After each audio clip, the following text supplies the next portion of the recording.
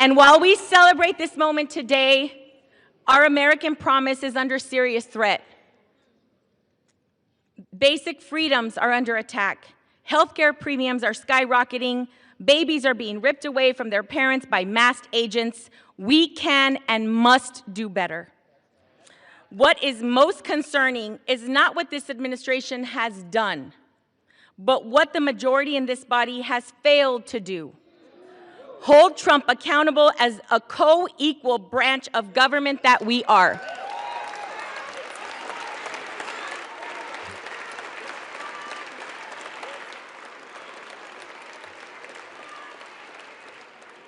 It has been 50 days since the people of Arizona's 7th Congressional District elected me to represent them. 50 days that over 800,000 Arizonans have been left without access to the basic services that every constituent deserves. This is an abuse of power. One individual should not be able to unilaterally obstruct the swearing in of a duly elected member of Congress for political reasons.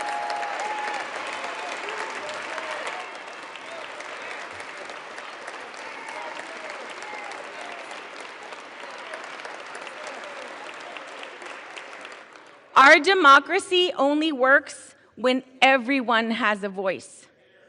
This includes the millions of people across the country who have experienced violence and exploitation, including Liz Stein and Jessica Michaels, both survivors of Jeffrey Epstein's abuse. They are here in the gallery with us this evening. Thank you for being here.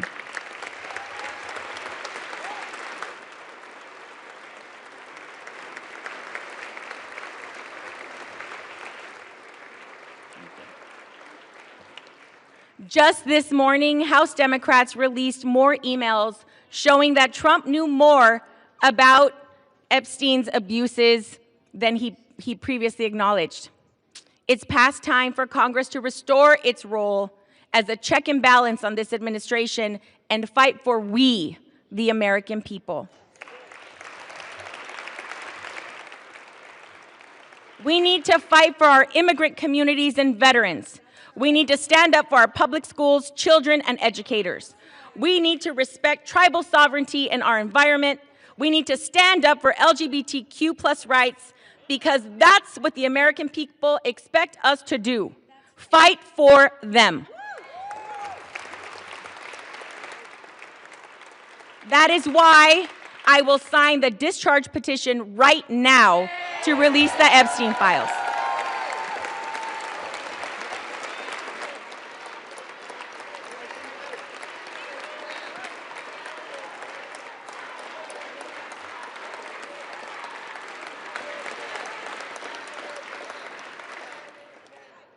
Justice cannot wait another day. Adelante, mi gente. Muchas gracias. Thank you very much. I yield back.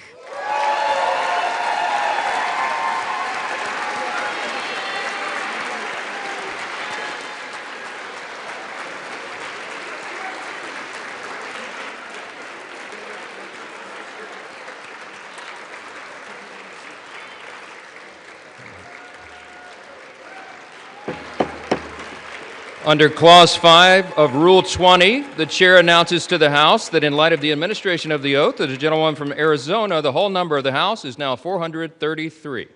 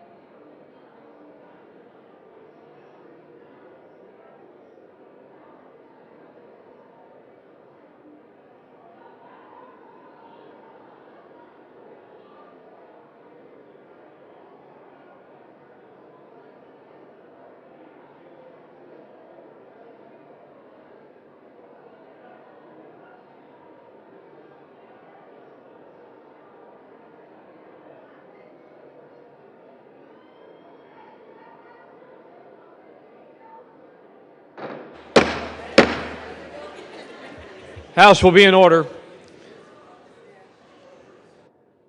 Colleagues, members, please remove your conversations from the floor, clear the aisle so that proceedings in the House may continue.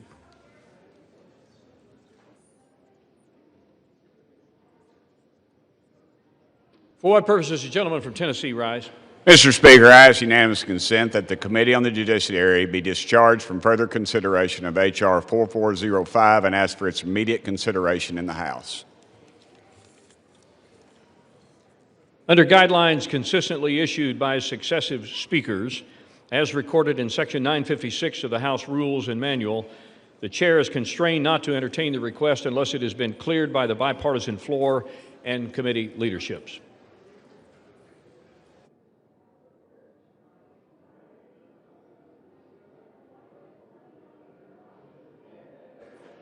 What purpose does the gentleman from Tennessee seek recognition? Parliamentary inquiry, Mr. Speaker. We Republicans are requesting this unanimous consent. Are Democrats objecting to this request? Chair reminds the gentleman from Tennessee that, as indicated by Section 956 of the House Rules and Manual, it is not a proper parliamentary inquiry to ask the Chair to indicate which side of the aisle has failed under the Speaker's guidelines to clear a unanimous consent request, as was stated.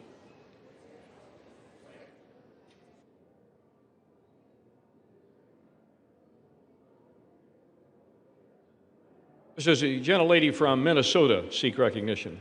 Mr. Speaker, by the direction of the Committee on Rules, I call up House Resolution 873 and ask for its immediate consideration. The clerk will report the resolution.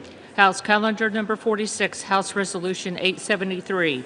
Resolved, that upon adoption of this resolution, it shall be in order to take from the Speaker's table the bill, H.R. 5371, making continuing appropriations and extensions for fiscal year 2026 and for other purposes, with the Senate amendment thereto, and to consider in the House without intervention of any point of order a motion offered by the Chair of the Committee on Appropriations or his designee that the House concur in the Senate amendment. The Senate amendment and the motion shall be considered as read. The motion shall be debatable for 1 hour, equally divided and controlled by the Chair and ranking minority member of the Committee on Appropriations or their respective designees. The previous question shall be considered as ordered on the motion to its adoption without intervening motion. House will be in order.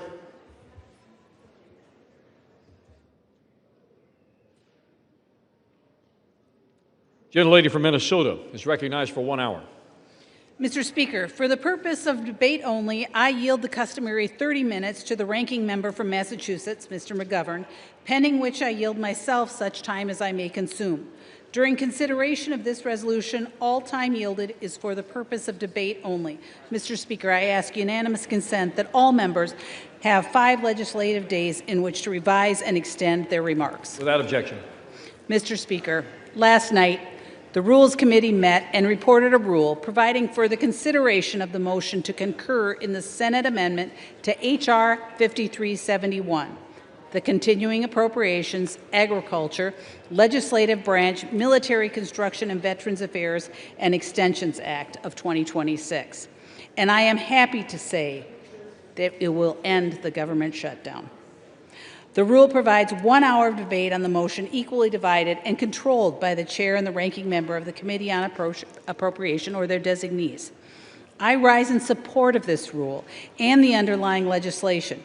This bill delivers on our commitment to the American people by finally reopening the government.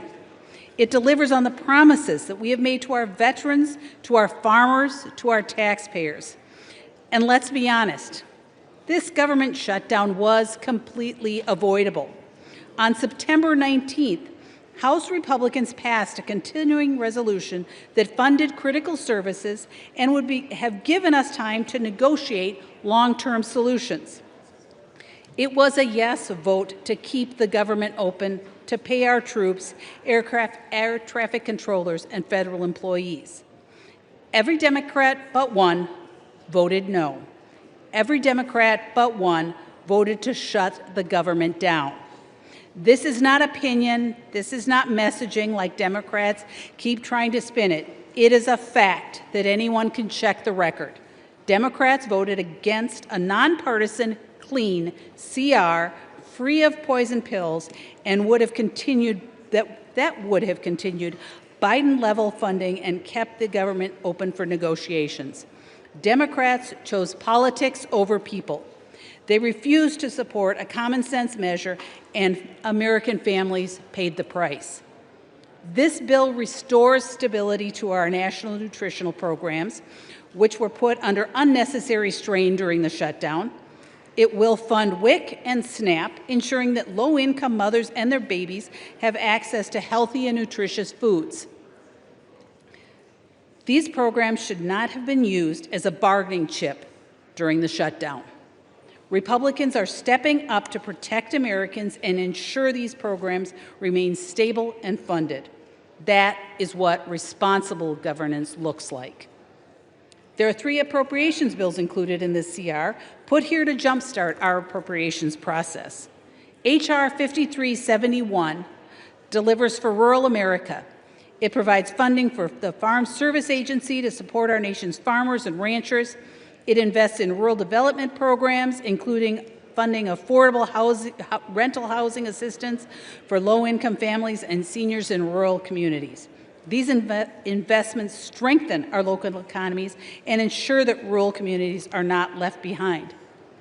For our troops, this bill demonstrates our dedication to veteran medical care, including funding for mental health, telehealth services, homelessness programs, caregiver programs, opioid misuse prevention and treatment, medical research, health care tailored to our female veterans, rural health care initiatives, and construction for new VA hospitals and veteran cemeteries.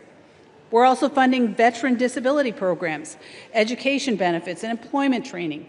Funds will be invested in military family housing projects to support those that support our troops, and in projects to improve quality of life for our service members, including hospitals and schools.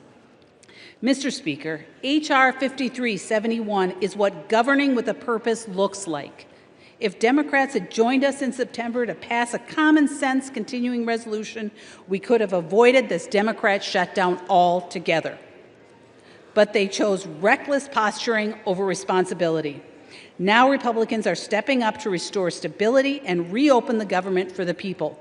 I stand in support of this bill, and I urge my colleagues to support H.R. 5371 and stay focused on what matters, serving the American people. With that, Mr. Speaker, I reserve. Gentlelady reserves her time. Gentleman from Massachusetts is recognized. Well, thank you, Mr. Speaker, and I want to thank the gentlelady from Minnesota for yielding me the customary time, and I yield myself such time as I may consume. Gentleman is recognized. It's great to see you all, Mr. Speaker. We've been looking for you guys everywhere. Where the hell have you been? Imagine my shock when I found out that you guys went home. 8 weeks of taxpayer-funded, paid vacation for Republicans. And why did Republicans do it? They did it because Democrats had the audacity to ask them to try to lower people's health care costs. And while they sat on their couch for 8 weeks, we were working. We listened to people who told us their health insurance premiums are doubling and tripling. We heard from people who don't understand why you guys moved at the speed of light to give tax breaks to billionaires, but you won't lift a damn finger to extend the tax credits that help ensure people's health insurance premiums don't skyrocket. This CR, this dirty CR, which does nothing to solve the healthcare crisis, is one of the most immoral, unethical, evil things that I have ever seen happen in all my time in Congress.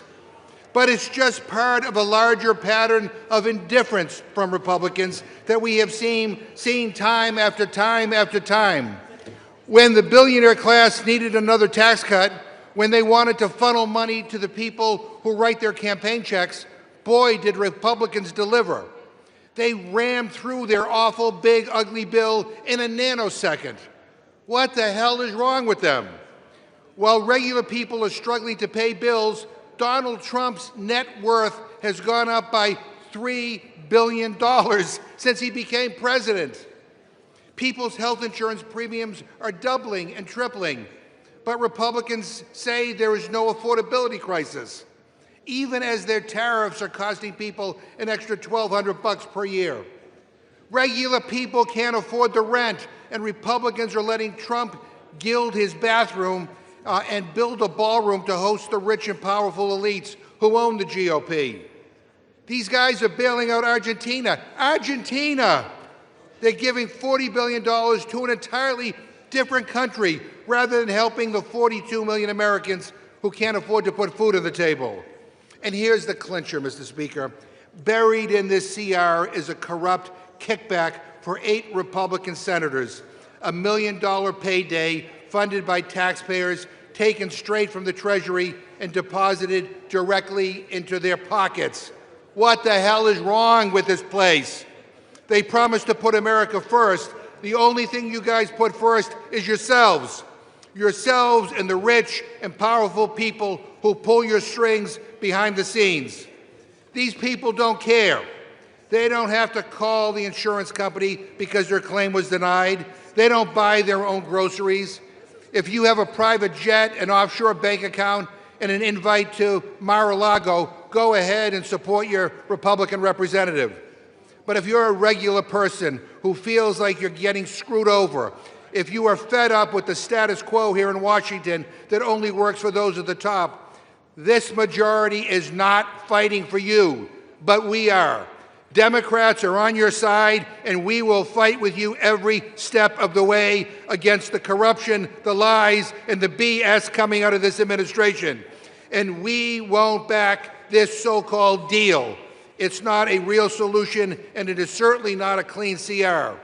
This CR leaves families twisting in the wind with zero guarantee there will ever be a vote to extend tax credits to help everyday people pay for their health care. I urge my colleagues to vote no on this rule and no on the underlying legislation, and I reserve my time. Gentleman's time is reserved. Gentlelady from Minnesota.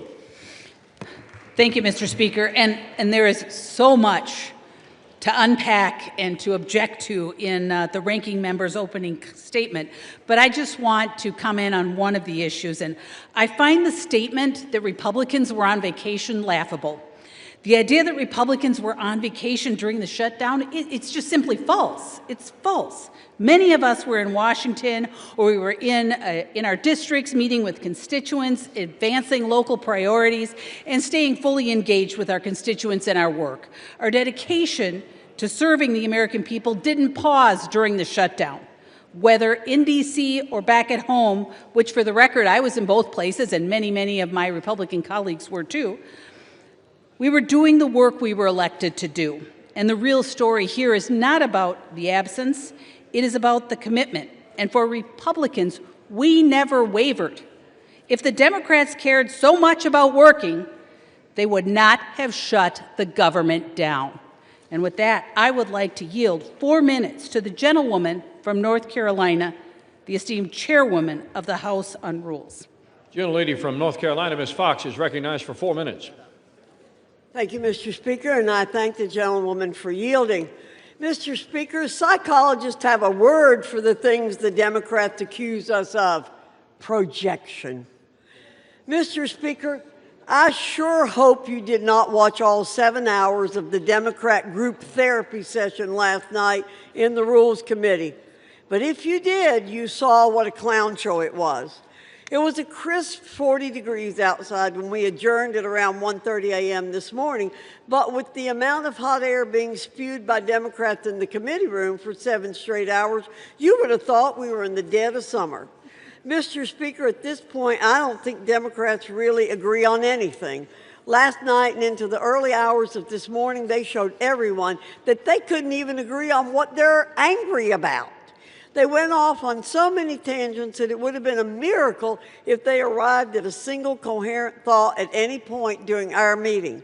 The American people will see the exact same thing play out from them during this debate and during general debate on the floor later today.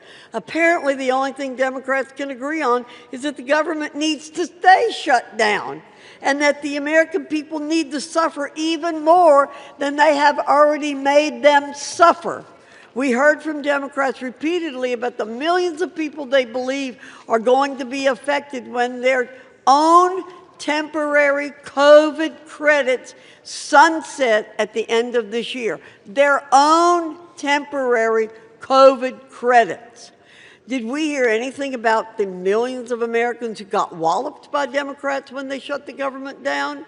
Did we hear an apology from Democrats to the American people for deliberately misleading them over 40 days? Did we hear an admission that the only reason they shut down the government is to cover up for a catastrophic policy failure that they concocted and set an end date on? No, we didn't hear one of those things. Not one.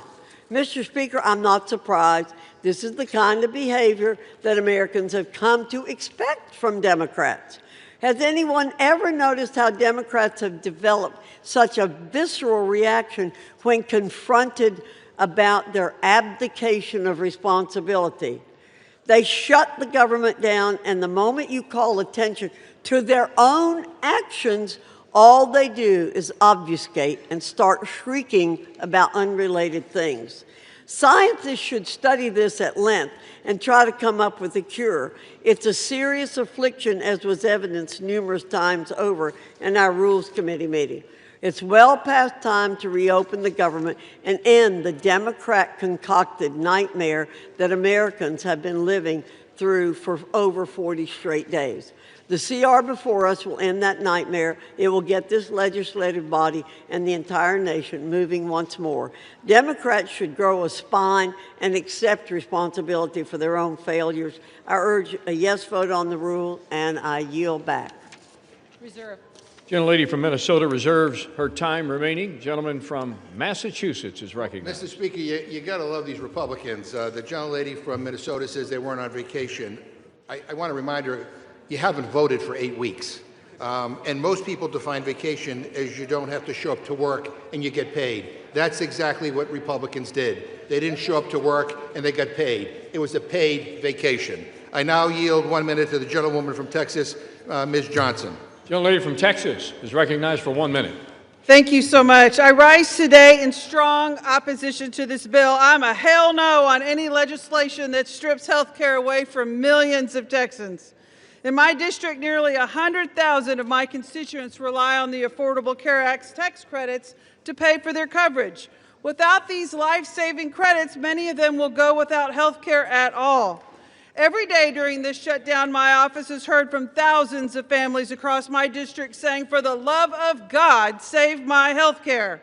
And tucked away in this bill is a brazen payoff. Millions of taxpayer dollars funneled to the benefit of a handful of senators, while families are struggling to afford groceries and health care. We are being asked to sign off on a deal that lines the pockets of the very people who wrote it. That is an insult to every hardworking taxpayer who expects honesty from their government. The contrast could not be clearer. Republicans are operating in the currency of cruelty and corruption, while Democrats are fighting with courage and compassion. The American people deserve better, and I will never stop fighting to protect the basic necessities every family needs to survive. I yield back. Gentlelady from Minnesota. Mr. Speaker, I yield 2 minutes to the gentleman from Georgia. Gentleman from Georgia is recognized for 2 minutes. Thank you, Mr. Speaker. And, you know, the American farmer needs this bill to pass. The American soldier needs this bill to pass. Our air traffic controllers need this bill to pass. The men and women who protect us here in this Capitol and all federal law enforcement need this bill to pass. I'm one of those who represents a lot of federal employees, and they've been without a check for a long time, Mr. Speaker. This is very simple, very simple. It's way past time to open the government up. There are going to be a lot of excuses about coulda, shoulda, woulda, and you need to take this provision or that provision out, or they're going to vote to keep the government shut down. Well, let me tell you something. The vote today, it is straight up or straight down. You vote to open the government up today, or you vote to keep it closed. That's all there is to it. Now, as for the provision that's been mentioned a few times about the Senate language, I have introduced a piece of legislation already to repeal the Senate language, and I'm hopeful that we'll have a vote on that as soon as we get back. Mr. Speaker, I yield the remainder of my time. Reserve. Gentlelady from Minnesota continues to reserve her time. Gentleman from Massachusetts. Mr. Speaker, you don't love these guys. I mean, they're all introducing legislation to repeal provisions in a bill that they're going to vote yes on. I mean, you figure that out. Mr. Speaker, the previous question is the House Democrats' last attempt to make a change to this rule before it gets voted on. And I want to use this opportunity to talk about a last-minute provision that was slipped into the CR in the Senate. It's an outrageous giveaway to pad the pockets of 8 Republican senators. And it's one of the most corrupt things I've seen in my life. So if the House defeats the previous question, I will offer an amendment to the rule to consider as adopted an amendment to the continuing resolution offered by Representative Subramanian which would strike the corrupt giveaway out of the text of this bill so it does not make it into law. Mr. Speaker, this is a massive payday for Republicans. It would allow 8 of their senators to shovel millions of dollars into their own wallets. I'm talking cash money, not for their states, not for their constituents, no, for their own personal bank accounts. Why should a United States senator or any party get a special right that nobody else has? No state legislator, no governor, no judge, no citizen in the entire country has this right. But we are creating it for a handful of Republican senators. It is immoral. I'd say it's unconstitutional. It is wrong. And it's probably the most brazen theft and plunder of public resources ever proposed in the United States Congress. And it was tucked into this legislation. And I want to speak directly to Republicans who say they can't vote with us because it will delay the reopening of the government. First off, that's exactly what these corrupt senators were hoping you'd say. Second, we absolutely can send this back to the Senate. They can quickly strip it and send the bill to the President. They finished this package in less than 2 days. This is one small thing that needs to be deleted. It's easy, and it can be done very fast. But, and please spare me the excuses that we'll get this done next week with a new bill. Once this is law, that's it. It is signed into law forever. It will never change. It is permanent, and you voted for it. And Republicans all know that. So don't say you're going to pass some new bill next week to address this. That's just an excuse to do nothing that will fix it. Republicans moved at the speed of light to give tax breaks to billionaires, and the least they can do is give the same urgency to stop this shamelessly corrupt fleecing of the American people. Now, I get it. Trump is suing the U.S. government for $230 million, and I guess these senators want in on the action. They want their own payday, but I've never seen this level of grift, shameless corruption, and theft of public money in my entire life, ever. So, Mr. Speaker, I ask unanimous consent to insert the text of my amendment into the record along with extraneous material immediately prior to the vote on the previous question, and to discuss our proposal. I yield a minute to the gentleman from Virginia, Mr. Subramanian. Without objection on the UC request, the chair will remind the gentleman from Massachusetts and others to please refrain from engaging in personalities toward members of the Senate. Gentleman is recognized. Thank you, Mr. Speaker. Thank you, Ranking Member McGovern. I mean, you know what people hate more than seeing their costs go up? Is seeing their costs go up while corrupt politicians line their pockets with taxpayer money. That's what they really hate, but that's what this bill does. Republican senators slipped into this bill a legal pathway for them to personally receive millions of dollars in taxpayer money for being investigated after January 6th. And the other side talks about fiscal responsibility and says there's no money for health care, but somehow there's taxpayer money for Republican senators. This is an ethics violation, this is a breach of trust, and it calls into question the very legitimacy of this institution. So I put forward an amendment to reject this corruption, but committee Republicans voted it down last night, and they said they knew it was corrupt, but that there was nothing that could be done, and that the system didn't work. Well, you are the system. And House Republicans promised to vote on this next week as a standalone bill, but there's no guarantee that the Senate will act. In fact, they probably won't act, right? So you have the power to join us in righting this wrong today. So let's take out this ridiculous kickback. Otherwise, a vote for this bill is a vote for corruption. I yield back. Gentleman yields back. Gentlelady from Minnesota. Thank you, Mr. Speaker. And I never said, Mr. Speaker, that this bill was perfect. And not everyone agrees with the provision, and our colleague from Georgia had just mentioned and is already addressing it.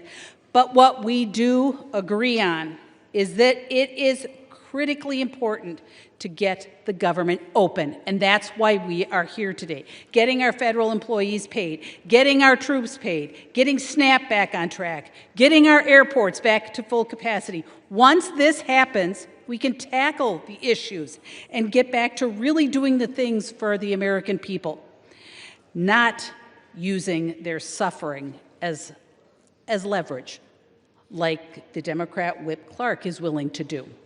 Democrats have spent weeks performing political theater by refusing to open government and continue to perform that political theater.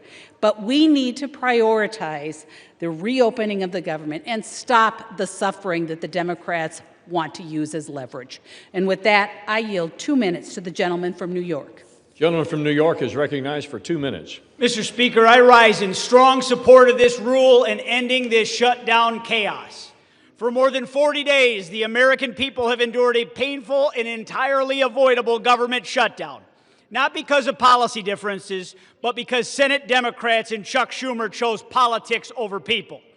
And while Washington stalled, hardworking Americans paid the price. Our air traffic controllers went without pay. A system stretched thinner by the day, putting new strain on that system that put millions of lives at risk. Americans depend on them to keep our skies safe. And families who rely on SNAP and WIC, parents just trying to feed their kids, were left wondering how they'd make it through another week. And at the same time, our border agents and our Coast Guard members, they continued to serve this country as their own families went without pay. And through it all, while everyday Americans carried the weight of the shutdown, Senate Democrats had chance after chance to end it. But instead, they chose to prolong the pain. That is not leadership, that's hypocrisy. It was never about budgets or priorities. It was about power. It's not about turning government on.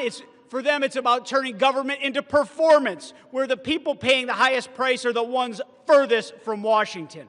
For more than 40 days, families were used as political pawns and props, while those responsible stood in front of cameras pretending to solve the crisis that they created. I actually saw a member from my home state stand at a food bank, decry the fact that nutritional assistance was in question, then swear up and down that they would vote against ending this shutdown. That is the epitome of hypocrisy, and the American people deserve better than that. House Republicans did our job. We passed a clean continuing resolution weeks ago, the same kind of straightforward measure that should have been agreed to immediately to keep this government open. But Senate Democrats blocked that 14 times, prolonging this shutdown just to score points to their woke, angry mob.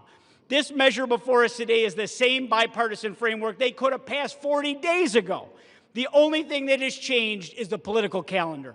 So, Mr. Speaker, I urge my colleagues to support the rule, stand with the American people, the families of veterans and public servants who have carried the burden of this shutdown, and let's reopen our government, and let's get this country moving again. And I yield back, Mr. Speaker. Gentleman from Massachusetts. Mr. Speaker, I ask unanimous consent to insert into the record an article from ABC News entitled, "Inflation Climbs to the Highest Level Since January, Beef Prices Soar." Without objection. I request unanimous consent to insert into the record an article from the Washington Post entitled, "From Groceries to Gas, Americans Say They're Spending More Under Trump." Without objection. I ask unanimous consent to insert into the record an article from the New Republic entitled, "No, You're Wrong. Trump Spirals When Pressed on Rising Food Prices." Without objection. I ask unanimous consent to insert into the record an article from the New Republic entitled, "Trump Admits He Doesn't Care About Affordability as Economy Plunges." Without objection. I ask unanimous consent to insert into the record an article from MSNBC entitled, "Not a Big Issue, Republicans Shrug as Consumers Confront Healthcare Sticker Shock." Without objection. I ask unanimous consent to insert into the record an opinion article published in MSNBC entitled, "Trump's Argentina Bailout Once Again Puts America Last." Without objection. I ask unanimous consent to insert into the record an article from PBS entitled, "Trump Administration Working on Doubling Argentina Financing to $40 billion." Without objection. I ask unanimous consent to insert into the record an article from Forbes entitled Presidency Boosts Trump's Net Worth by $3 billion in a Year. Without objection. I ask unanimous consent to insert into the record an article from People.com entitled Donald Trump hosts Great Gatsby-themed Halloween party as 42 million Americans brace for SNAP benefits to expire. Without objection. I ask unanimous consent to insert into the record an article from the New York Times entitled Trump's Latest White House Makeover, the Lincoln Bathroom in Marble and Gold. Without objection. I ask unanimous consent to insert into the record an article from The Nation entitled The Bill to End the Shutdown is Full of Giveaways to Republicans. Without objection. And Mr. Speaker, I yield myself 15 seconds. Gentleman is recognized for 15 seconds. I'm sorry that the gentlelady thinks that trying to stop people's health care premiums from doubling and tripling and quadrupling is political theater, but we don't. And I don't have time to address all the BS coming from my colleagues across the chamber, but it's clear that this Republican leadership is not only failing to deliver on their promises, they're selling out at the expense of the basic needs of the American people. I reserve. Time is reserved. Gentlelady from Minnesota. Mr. Speaker, I yield 2 minutes to the gentleman from Texas. Gentleman from Texas, Mr. Roy, is recognized for 2 minutes. Thank the gentleman from Arkansas. I thank the gentlelady from Minnesota. And here we are on September 19th. House Republicans passed legislation which would have funded government through November 20th. Here we are on November 12th, and we are basically where we would have been had we just passed the bill that we passed in September. And what did we get for all of that? What happened over all these days? Well, my colleagues on the other side of the aisle were searching for a reason for voters to support them next November. They were searching for a cause. And we know this because there was intervening elections and a lot of rhetoric, but no result. We're here right now with Democrats having joined senators to send a bill over here to fund government through the end of January with 3 appropriations bills, which we worked through regular order, that keeps spending relatively flat, advances the priorities the American people sent us here to advance, to back up the president who is securing the border, which he was sent to Washington to do, to restore our military to focusing on defending this nation rather than advancing woke priorities, which the American people sent him here to do, for us to continue to work to grow and to build this economy after 4 years of being wrecked with reckless spending, but also abhorrent policies. The American people are now saying, what on earth were Democrats doing? And my Democrat colleagues' response is health care, because it's the only default position they have is the default to health care. And the fact is, it's because they broke the system so badly that they are now coming and asking us to have the Treasury print money to then give out in order to enrich insurance companies with massive subsidies. That's the actual fact. And the American people understand this. And they recognize that they don't want insurance companies to be enriched, but they want to be able to go get the doctor of their choice. The American people understand this, and so do we. And we're here to open the government, and we're here to stand up for doctors and patients instead of insurance companies and big regulators. I support this legislation. I know my Republican colleagues do. The question really is, will Democrats, or will they wish to perpetuate the shutting down of government to enrich insurance companies? I yield back. Expired. Gentleman from Massachusetts. Well, a couple of things, Mr. Speaker. I don't think we want to be lectured by somebody who, over the years, has been the king of government shutdowns and who worked for a United States senator that pushed for a government shutdown and to object to the Affordable Care Act. But by the way, I just want to make it clear to everybody, this is a Republican shutdown. They control the White House, they control the House, they control the Senate. You know, this government shut down because they don't want to negotiate. It's their way or the highway. This is a Republican shutdown. They own it. I now yield 1.5 minutes to the gentleman from Maryland, the distinguished ranking member of the Judiciary Committee, Mr. Raskin. Gentleman from Maryland is recognized for 1.5 minutes. And thank you, Mr. Speaker. Thank you, Mr. McGovern. This bill, which they now call imperfect, contains the single most corrupt provision for legislative self-dealing that anyone in this chamber today has ever voted on. It is such an egregiously corrupt act of legislator self-enrichment and plunder of the taxpayer that not only did every single House Democrat oppose it in the Rules Committee last night, but multiple Republicans were denouncing it That is, before they were summoned into a side room and instructed to vote for it, which they all proceeded to do. Now they're telling us, vote for it today, and they'll repeal it, well, maybe next week, or maybe the week after that, or maybe before Christmas, they'll repeal it. I've got a solution for you. If you don't like this corrupt provision, don't vote for it today. That will work. This is a great bill. A great bill, that is, if you think 8 Republican U.S. senators should have a right to collect at least $1 million in a jackpot bonanza payoff from the taxpayers simply because they were subject to the exact same rules all other Americans were subject to and are subject to now.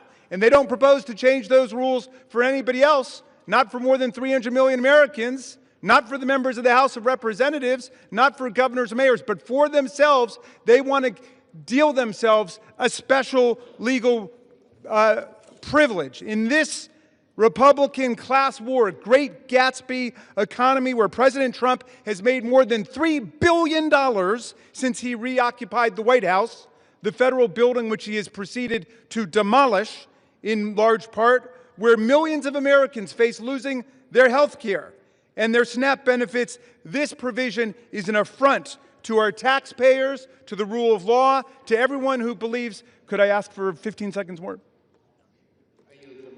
It is an affront to everyone who believes that we in public office must be the servants of the people, not the masters of the people who get special legal rights and privileges and multi-million-dollar payoffs.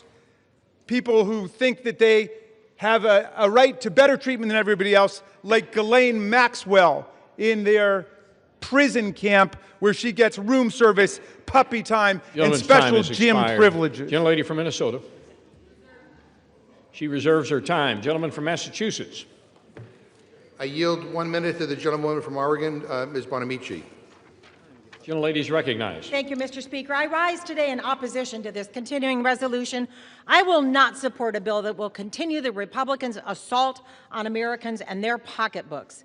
At a time when Oregonians and Americans are already struggling with rising costs, this bill locks in devastating cuts to health care and drives up the cost, in many cases significantly.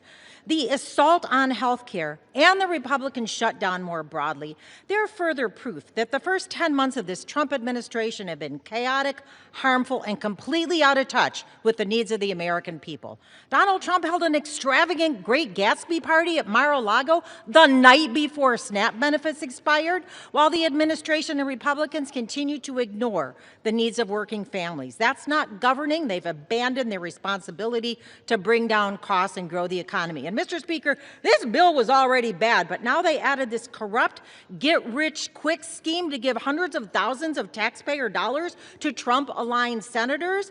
That is outrageous. Oregonians and Americans deserve better. My colleagues should listen to their constituents, vote no, and come back to the table and join us in the work to make health care affordable and accessible to all. I yield back. Gentlelady from Minnesota, with 14 and 1/2 minutes remaining. Thank you, Mr. Speaker. And Mr. Speaker, I yield 2 minutes to the gentleman from North Carolina. Gentleman from North Carolina is recognized for 2 minutes. Mr. Speaker, I rise today as we are in the process of ending the longest government shutdown in our nation's history, and to affirm that this Congress will get back to leading America into her next golden age.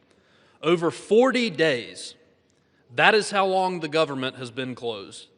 For over 40 days, Democrats here in this body and in the Senate have chosen chaos over our country. They chose to shut the government down because politics demanded it, not policy.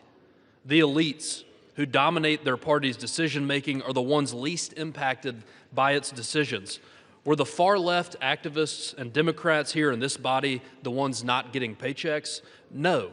Mr. Speaker, that was the air traffic controllers, our troops, and our Capitol police officers. When these same people passed Obamacare, were they the ones impacted by the law, or was it the middle-class teacher in North Carolina who could no longer keep their doctor? We all know the answer to that, Mr. Speaker, and across the nation, federal workers are working 2 and 3 jobs just to stay afloat. Also, Democrats could champion illegal aliens who exploit our compassion as they poison our communities with deadly fentanyl. That is not governing. That was extortion of the American taxpayer. But that ends today. Today, we are in the process of finally reopening the government, returning to the business of the people, and further implementing the mandate our constituents sent us here to deliver on. Democrats chose to have a month of political theater, but political shows don't do one thing to help make the cost of everyday items more affordable. It is time to govern and to focus on making America more affordable for the middle class. Mr. Speaker, I urge a yes vote on this rule, and with that, I'll yield back. Gentleman from Massachusetts. Mr. Speaker, we're getting lectured on governance by a guy who is just coming off an 8-week paid vacation. Give me a break. At this time, I'd like to yield 1.5 minutes to the gentlewoman from New Jersey, the next governor of New Jersey, Ms. Sherrill.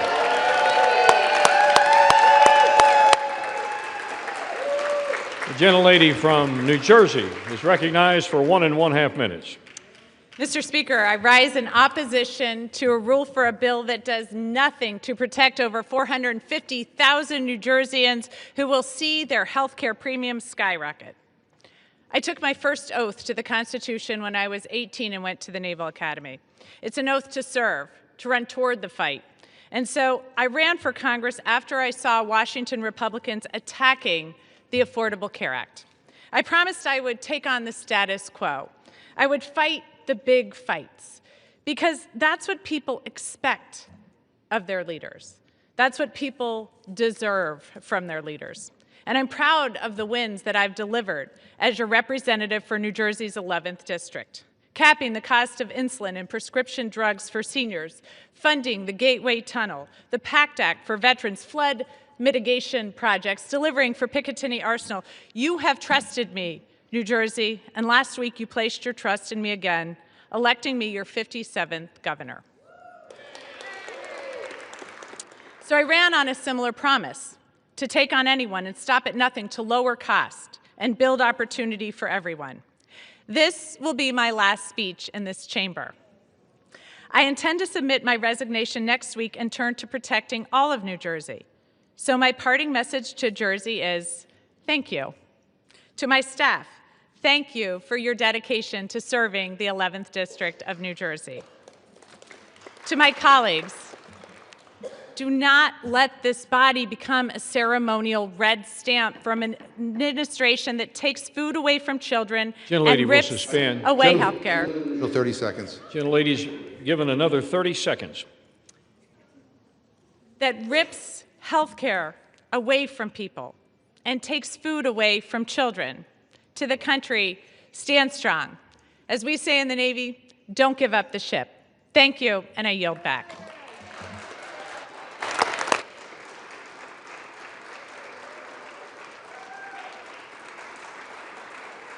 Gentlelady from Minnesota reserves. Yes. Gentleman from Massachusetts. Mr. Speaker, I yield 1 minute to the gentleman from Rhode Island, Mr. Magazzino. Gentleman from Rhode Island is recognized for 1 minute. Mr. Speaker, House Republicans are back from their 54-day taxpayer-funded vacation. But don't get me wrong, they do know how to work hard. When billionaires wanted tax breaks, they moved mountains to make it happen. When Argentina needed a $40 billion bailout to help Trump's buddy, they moved quickly to make it happen at the White House. But when working people need help, when millions of Americans are seeing their health insurance costs double and triple, and Americans all across this country are feeling like they're going to have to go without health insurance for the first time in their lives because they can't afford it anymore and have to make that terrible decision about which of their family members they're going to cut off of their insurance, House Republicans are nowhere to be found. When Donald Trump's stupid tariffs are raising the price of groceries, the cost of coffee is up 40% over the last year, House Republicans are silent. When working people need help, they are absent. Shameful. So they will work when billionaires need tax cuts, when Argentina needs a bailout, but when working people need relief, they go on a taxpayer-funded vacation. Shameful, Mr. Speaker. Vote no on this budget. Do not cut the health care of the American people, and I yield back. Gentlelady from Minnesota. Thank you, Mr. Speaker, and I yield 1 minute to the gentleman from New York. Gentleman from New York is recognized for 1 minute. The reason we know this is a Democratic shutdown is because of how angry they are that we're about to reopen the government, period. That's all you need to know. In 2023, Jerry Nadler said shutdown is really an extremist policy designed to appeal to an extremist base and hold the whole country hostage. That is exactly what the Democrats have done over the last 43 days. They have held the American people hostage, trying to extract insane things like free health care for illegal immigrants. If they were serious about tackling the health care affordability crisis in this country, then they would address the fundamental problem with Obamacare. Since Obamacare took effect, health care premiums have risen by 96%, and on the open market by 114%. When I asked Leader Jeffries to sign on to the 1-year extension of the premium tax credit, he refused. He stuttered, he stammered, he couldn't answer a single question. Because this shutdown was never about health care, it was always about appeasing a far-left radical base. Chuck Schumer said, every day gets better for us. Catherine Clark said, of course people will suffer. We want to use this as leverage. It is an embarrassment to this country. You should all be ashamed of yourselves for inflicting this pain on the American people, taking away food stamps from 42 million Americans, defunding WIC, not paying our troops, our federal employees, our air traffic controllers. It's a disgrace, and you should all hang your heads in shame. Vote yes to pass the bill and reopen the government. All right. Let me remind my colleagues. I fully recognize that there's a lot of pent-up anxiety and emotions have been elevated somewhat, but please, in the interest of the decorum of this House, to direct your comments to the chair and do not engage in personalities toward the Senate, toward the President, and others. Gentleman from Massachusetts with 14 and 1/2 minutes remaining. Well, Mr. Speaker, let me just say the gentleman from New York sounds as extreme as his voting record. And I'd like to say to the gentleman who just spoke, by supporting this bill, he's betraying 7,000 constituents in his district who rely on the ACA to afford their health care. Boy, I'm glad he's not my representative. At this time, I'd like to yield 1 minute to the gentleman from New York, Mr. Kennedy. Gentleman from New York is recognized for 1 minute. Mr. Speaker, as the representative of Western New York, where so many people in my community, like others across the country, are already struggling to afford health care, I urge my colleagues to reject this disgraceful bill. As an occupational therapist, I know exactly who these cuts will hurt. I've heard from so many who are desperate for a lifeline, like Iris, a mom in Buffalo who's worried about how she'll keep her kids' health insurance, or Andy, a nursing home resident in Tonawanda who relies on Medicaid to get the services he needs, or the kids at Bourne Hava, a special needs school where I provided therapy, who depend on early intervention services. Donald Trump and congressional Republicans began their assault on the people of our country in the big ugly bill. This bill further devastates health care and leaves millions of Americans to pray they don't get sick. Shame on anyone who goes along with it. This country deserves better. I'll be voting no, and I urge all of my colleagues to do the same. I yield back. Gentlelady from Minnesota. Reserved. Reserves. Gentleman from Massachusetts. Mr. Speaker, some big news, some breaking news in the last hour. I'm proud to say that our newest colleague, Representative Adelita Grijalva, just became the 218th signature on the Massey-Kanner discharge petition to compel the release of the Epstein files. And to all my Republican colleagues who refuse to sign on, time is up. You need to figure out where you stand on this because you're about to go on record. Is your loyalty to Trump more important than going after pedophiles? Because make no mistake, these files will come out. It is no longer a question of if, only when, and whether the White House chooses to stand with the survivors or throw them under the bus. And at this time, Mr. Speaker, I'd like to yield 1 minute to the gentlewoman from Oregon, Ms. Dexter. Gentlelady from Oregon is recognized for 1 minute. Thank you, Mr. Speaker. I rise today in strong opposition to this rule and the underlying bill. As a physician who spent 20 years saving lives, I did not come to Congress to let health care be decimated by Congress. I came to fight for my constituents who deserve to be able to see a doctor they trust, afford their medication, and keep their families healthy. If House Republicans let the ACA tax credits expire, they are complicit in forcing Oregonians to make impossible choices, like whether to keep their insurance or put food on the table. As a physician, I know what comes next. People go without. They go uninsured, they delay care, and they skip refills. They get sicker, and sometimes they end up in medical debt that is devastating. The cost of living is already too damn high. Republicans are committed to cutting your care. They patently rejected amendments to protect Americans, ignoring millions of American families who are desperate for relief. I will be an absolute no on the rule and the underlying bill, and I refuse to give up on ensuring affordable health care for all. Thank you, Mr. Speaker. I yield back. Gentlelady from Minnesota. Mr. Speaker, I just wanted to say just really quickly, the ranking member mentioned the discharge petition, and that he's very proud that it has 218 signatures, but not that long ago, today, we had a UC that would have moved that along, would have moved that resolution along over to the Senate, and I believe the Democrats objected to it. So it seems more like a political stunt than it does that they actually wanted to have that resolution moved along, because if they had not objected, it would have gone on its way and they would have accomplished what they wanted to do. So I don't see their real desire to have the resolution passed. I see it more of, like I said, a political stunt. And it certainly is actually a moot point, given that oversight is already releasing many of those files. As a matter of fact, I believe they've done tens of thousands of them, but I believe this morning they did another 20,000 files. So they are being released, and this all seems for naught. But with that, Mr. Speaker, I would like to yield 1 minute to the gentleman from California. Gentleman from California is recognized for 1 minute. Mr. Speaker, Jimmy Fallon offered Democrats this pro tip. If you're going to call it the Republican shutdown, you're not supposed to get mad that it's ending. Anyone who remembers their schoolhouse rock knows that once the House originates an appropriation, the Senate must either amend it or pass it. Now, the House did its job on September the 19th with a simple appropriation that made no policy changes. It merely kept the government operating at current levels while we finished debating priorities. Democrats deliberately blocked the Senate from acting, demanding $1.5 trillion of new spending as a ransom. Finally, thank God, 8 of them put country ahead of party and voted to end this madness. Now, hearing the bitter recriminations from our leftist colleagues, it seems unlikely we'll see much bipartisanship today.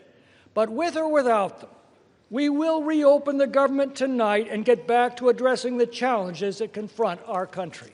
I yield back. Gentleman from Massachusetts with 11 minutes remaining on his side, 9 minutes on the majority side. Yeah, Mr. Speaker, I'm surprised that the gentlelady brought up the UC request, but I'm glad she did, because I want the record to be clear. I didn't hear any objection on the floor. The Republican chair basically ruled it as an improper UC request, and so that is why it didn't move forward.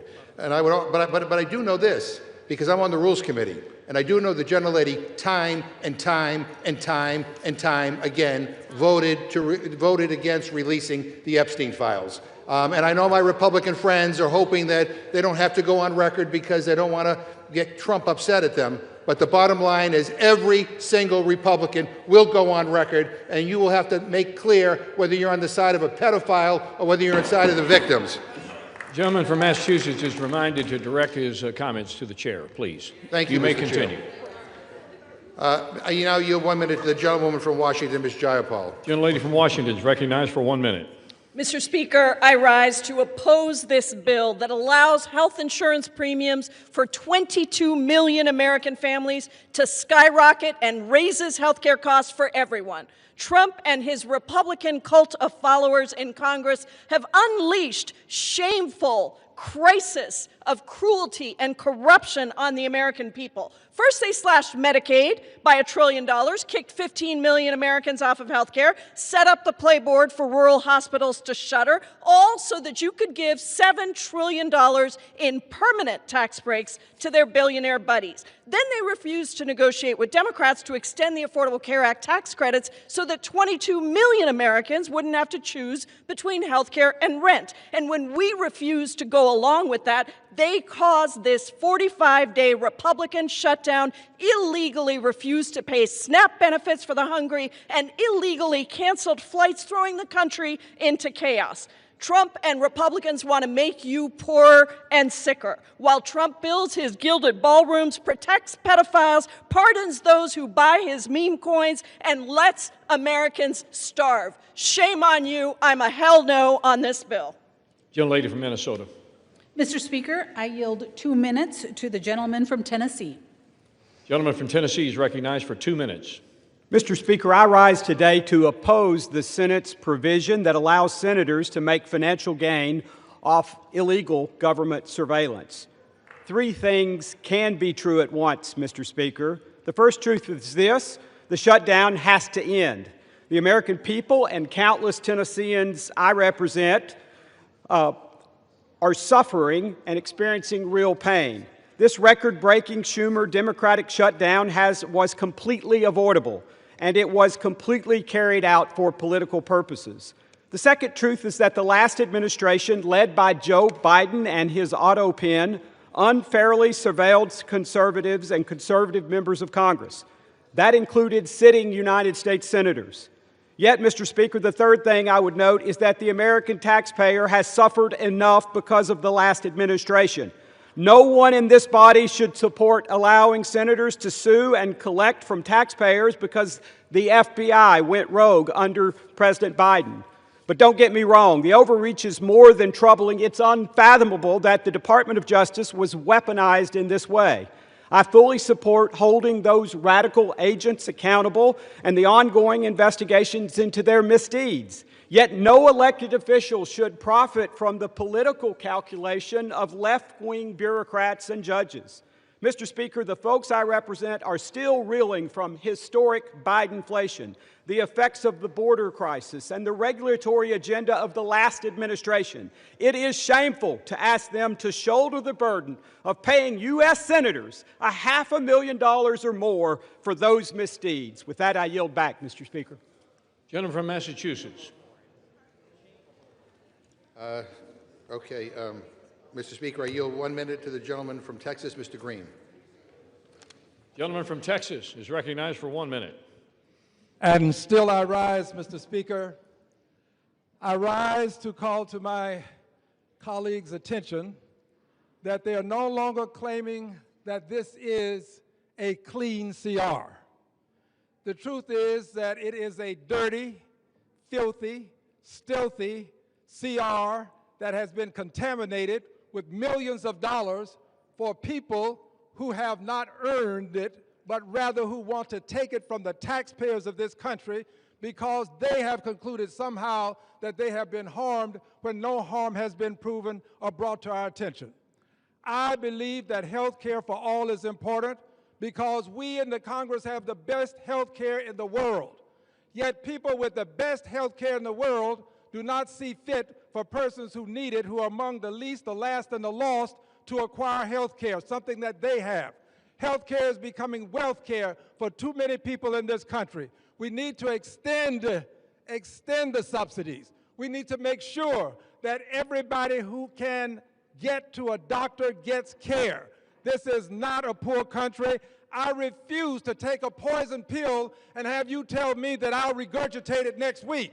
The poison pill. Gentleman's time has expired. Gentlelady from Minnesota reserves. Gentleman from Massachusetts. I inquire how many more speakers the gentlelady has, because she doesn't seem to have very many. I believe we have one more, Mr. Speaker. Okay. All right. We have several. Mr. Speaker, I yield 1 minute to the gentlewoman from New York, Mr. Ocasio-Cortez. The lady from New York is recognized for 1 minute. It is great. It is great that Democrats have a line of people who are willing to fight for working class Americans from coast to coast in this country. Because God forbid that we have a member of the Republican caucus who stands up and actually wants to extend the Affordable Care Act so that people with cancer, insulin, and issues across all sorts of healthcare issues across this country have their health insurance protected and extended throughout 2026. It is unconscionable that what we are debating right now is legislation that will give 8 members of the United States Senate over $1 million apiece.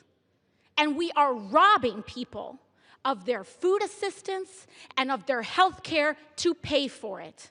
How is this even on the floor? How can we, as members of Congress, Republican or Democrat, vote to enrich ourselves by stealing from the American people? That is what this legislation does. In fact, Senator Graham just went before the press earlier today saying he was going to seek well over $1 million from the American people from this. We cannot support it, and we cannot stand for it. Thank you.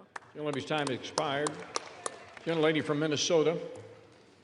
Thank you, Mr. Speaker. And I just wanted to point out to some of my colleagues that, you know, the Democrat government shutdown stopped the SNAP benefit. So if they were very concerned about those, about making sure that people had their nutritional assistance, they wouldn't have shut down the government, because that is what caused it. And with that, Mr. Speaker, I yield 1 minute to the gentleman from Texas. Gentleman is recognized for 1 minute. Thank you, Mr. Speaker. It was great to hear from the new leader of the Democrat Party, Mrs. Alexandria Ocasio-Cortez. Unfortunately, we didn't also get to hear from their other leader, Mr. Zoran Mamdani. Mr. Speaker, I'm going to be proud this evening to vote to reopen the federal government. House will be in order. Mr. Speaker, Gentlemen. for 40 days, the Democrats shut our government down to pursue unrealistic policy proposals that they know the American people do not want. Mr. Speaker, the American people do not want health care for illegal aliens. They do not want our tax dollars funding left-wing media outlets, and they do not want to drive up our debt $1.5 trillion as part of a short-term continuing resolution. Mr. Speaker, the last 40 days have been nothing but pure political nihilism, and I'm glad that this nightmare is over so that we can get back to work on behalf of the American people. Thank you, Mr. Speaker. I yield back. Gentleman from Massachusetts. Gentleman from Massachusetts. I reserve. Gentleman reserves his time. Gentlelady from Minnesota. Reserve. Reserves. Who seeks time? Well, Mr. Speaker, let me first of all just say to the gentlelady, this is Republican shutdown. It didn't need to happen. All you need to do is extend the ACA tax credit so that people wouldn't get screwed on their health insurance bills. But I also point out to her that the President of the United States illegally withheld SNAP benefits. And 2 federal judges, basically 2 court orders, backed us up on that. And he's the first president ever in history to actually shut off food benefits to people during a shutdown. Shame on him. I now yield 1 minute to the gentleman from California, Mr. Khanna. Gentleman from California is recognized for 1 minute. Thank you, Mr. Speaker. Mr. Speaker, our country is at a moral crossroads. Just today, it comes out that billionaires are worth $8 trillion, more than 50% of Americans combined. And what does the president do? He decides he doesn't have the money for the American people. He's going to starve the American people to give $40 billion to the corrupt libertarian leader in Argentina. $9 billion would have fed the American people. How is that America first? And then he says, I don't care about the cab driver who's paying $2,600 now per month in health insurance as opposed to $44, because I don't want to save the 20 million Americans who are going to face high premium increases. How is that America first? We need national health insurance in this country. We need to tax billionaires in this country. We need to fund SNAP in this country, and we need to stop funding Argentina and corrupt foreign leaders. Gentlelady from Minnesota. Thank you, Mr. Speaker. And I just wanted to address for just a second the health care issue that the Democrats continue to bring up and act like this had anything to do with everyone in the country's premiums, because we are talking about the COVID era Affordable Care Act's COVID era subsidies.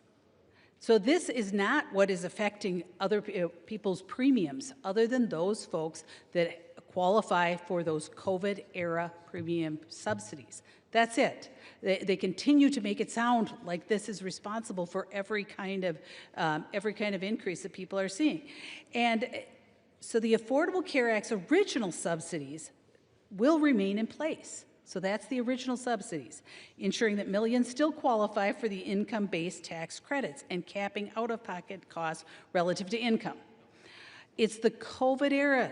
I can't say that enough. It is the COVID era subsidies that are in question here. Premium increases are actually driven by multiple factors, including medical inflation, provider consolidation, and rising drug costs. But to actually reduce premiums, that's what we must address. And we must have comprehensive discussions about that, not just political theater and sound bites. We have to actually sit down and have those discussions, and that's what getting the government back open will do. I reserve. Gentlelady reserves her time. Gentleman from Massachusetts. Mr. Speaker, the ACA polls at 65%. Donald Trump is at 37%. I now yield 1 minute to the gentlewoman from Massachusetts, Ms. Presley. Gentlelady from Massachusetts is recognized for 1 minute.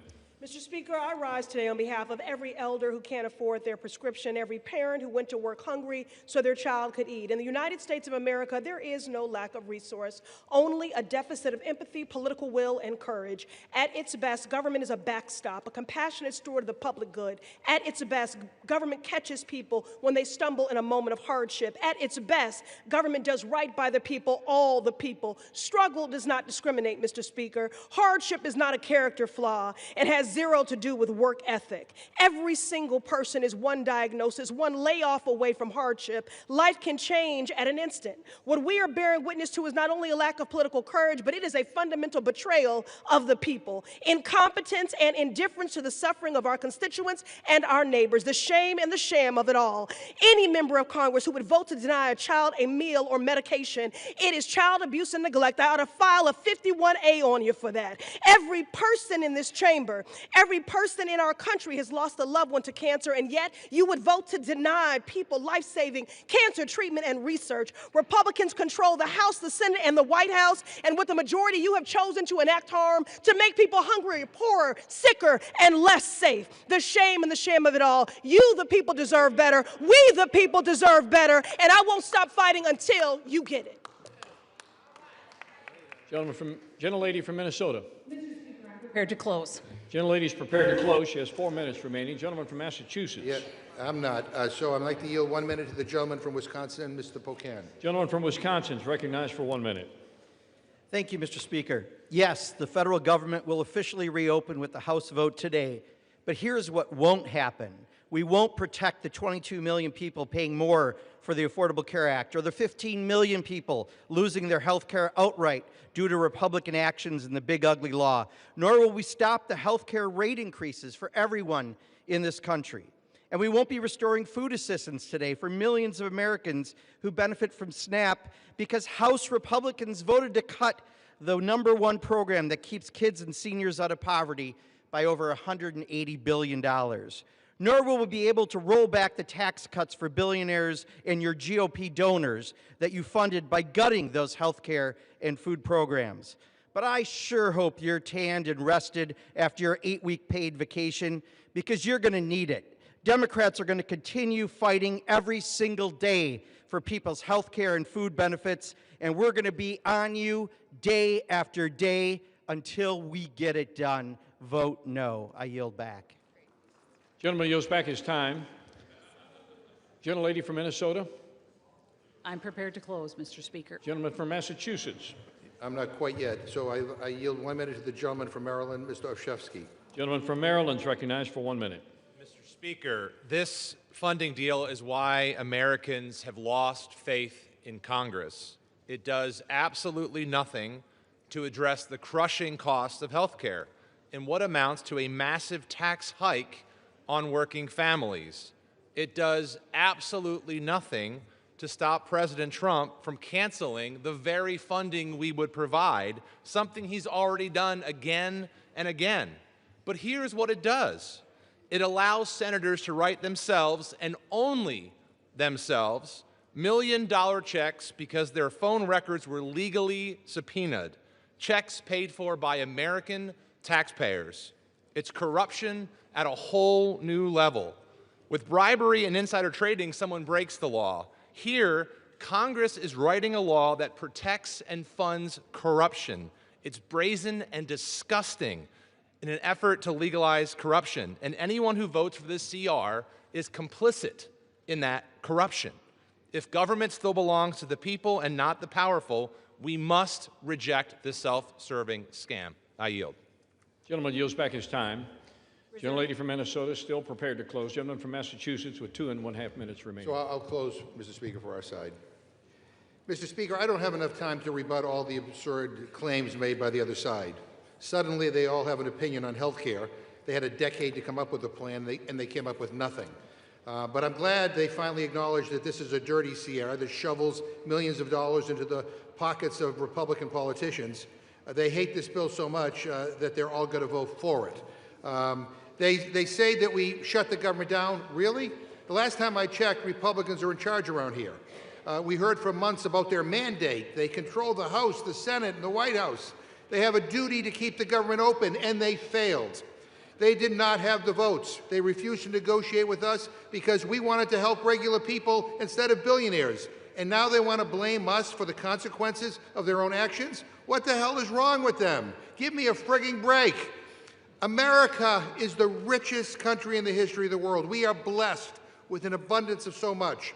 There should not be an affordability crisis. Every single person in this country should be able to have a good job, a living wage, affordable food and health care, and have a shot at a better future. That's what I'm fighting for. That's what we're fighting for. That's how I want to make America great. That's the Democratic vision for what this country could be. And from a moral perspective, from a set of values, we believe it is immoral to have a system that gives so much to just a few billionaires while depriving so many of the basic things they need to live a good life. And it is clear to me after this debate that Republicans do not share those same values. And I'm going to fight like hell. We are going to fight like hell because I believe in America. We believe in America. And we believe that the hopes and the dreams of the American people will prevail. And with that, I yield back. Gentleman yields back his time. Gentlelady from Minnesota with 4 minutes remaining to close. Thank you, Mr. Speaker. And as we wrap up this debate, I want to take a moment to cut through the noise from our colleagues, from our colleagues on the left. Instead of focusing on the legislation before us, they're resorting to fear tactics and tossing out false claims about what this shutdown is really about. The CR would have kept the government open to continue and finish the appropriations process. And yet, the Democrats refused and instead chose to shut down the government. And you know, my colleague mentions values. Democrats claim that our values are different, and Democrat Wick Clark said, of course there will be families that are going to suffer, but it is one of the few leverage times we have. So if that's the values they're talking about, I don't share those values. I won't make the American people suffer, whether it be their SNAP payments, whether it be keeping air traffic controllers paid, whether it's paying our troops. Making the American people suffer is not the values that I share. And for the record, Republicans did not cause this shutdown, and we've not been on vacation. I've been splitting my time between D.C. and the district, as I mentioned before, meeting with constituents in both, meeting with federal agencies, hosting a teletown hall, and I know how hard my Republican colleagues have been working for their constituents and the American people. It was the Democrats who shut down the government when they refused to support a clean CR that would have kept the lights on and protected critical services. And now it's the Democrats who continue to shift the blame. Now, getting back to the issue at hand, let's talk about what this bill actually does. H.R. 5371 restores the funding for SNAP and WIC. It reimburses the contingency reserves to make sure that programs remain stable and reliable. Actually, President Trump moved $300 million of tariff revenue to fund WIC during the shutdown. Republicans are the ones protecting food security and not playing games with it. This bill also delivers for our farmers and ranchers and for rural development and invests in the community that feed this country and keep the economy strong. It supports our troops and federal workers. It ensures our service members and their families have the support they need, and it honors the promises we have made to those who have served. And yes, it reopens the government, restores stability, and resumes regular order. So let's be honest about what a yes vote means. A yes vote is a vote for veterans care. A yes vote is a vote for SNAP and WIC. A yes vote is a vote for $700,000 a fire engine in Ranking Member McGovern's district, and $1 million for the Navajo Nation Community Development Division in Representative Ledger Fernandez's district. A yes vote is for farmers. A yes vote is for our troops, and for federal workers. And yes, it is for reopening the government. And a no vote? Well, that's a vote against all of that, including the development of a wastewater treatment facility in Mr. Negus's district, and $1.5 million in watershed conservation in Representative Clark's district. It's a vote against federal workers. It's a vote against health care. It's a vote against feeding hungry children, and it's a vote against common sense. Mr. Speaker, with that, I yield back the balance of my time, and I move the previous question. Question is on ordering the previous question on the resolution. Those in favor say aye. Those opposed, no. Opinion of the chair, the ayes have it. Mr. Speaker, Gentleman from Massachusetts. Hearing aid, I think. I asked for the yeas and nays. Yeas and nays are requested. Those favoring a vote by the yeas and nays will rise. Sufficient number having risen, the yeas and nays are ordered. Members will record their votes by electronic device. Pursuant to Clause 9 of Rule 20, the chair will reduce to 5 minutes, the minimum time for any electronic vote on the question of adoption of the resolution. This is a 15-minute vote.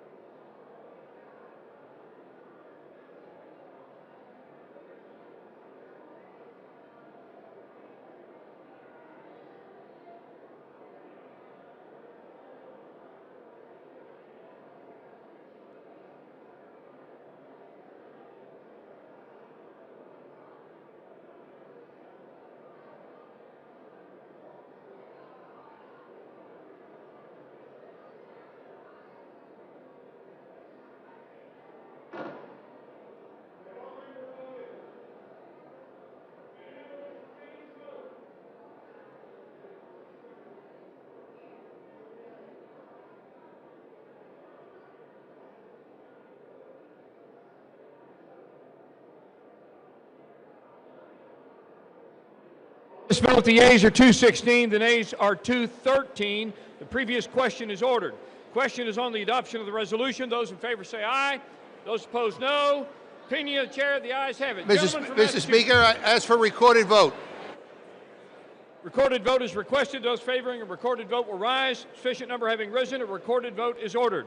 Members will record their votes by electronic device. This is a 5-minute vote.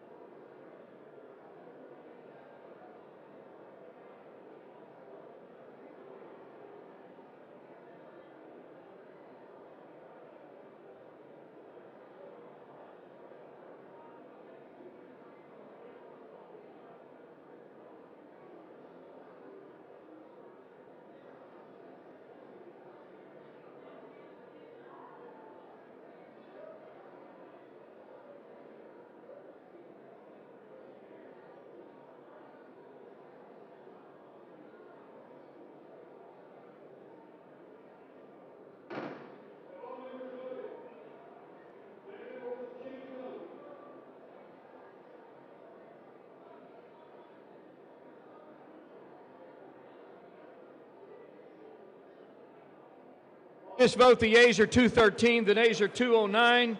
The resolution is adopted. Without objection, a motion to reconsider is laid on the table.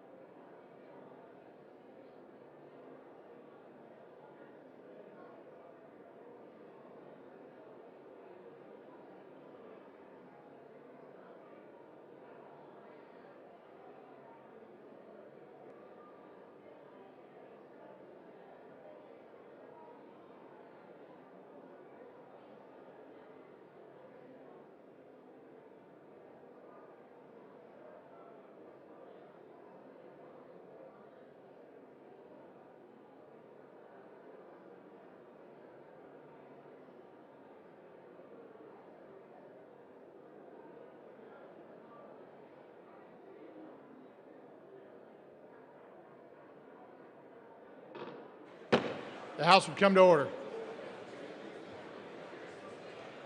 For what purpose does the gentlelady from Washington seek recognition?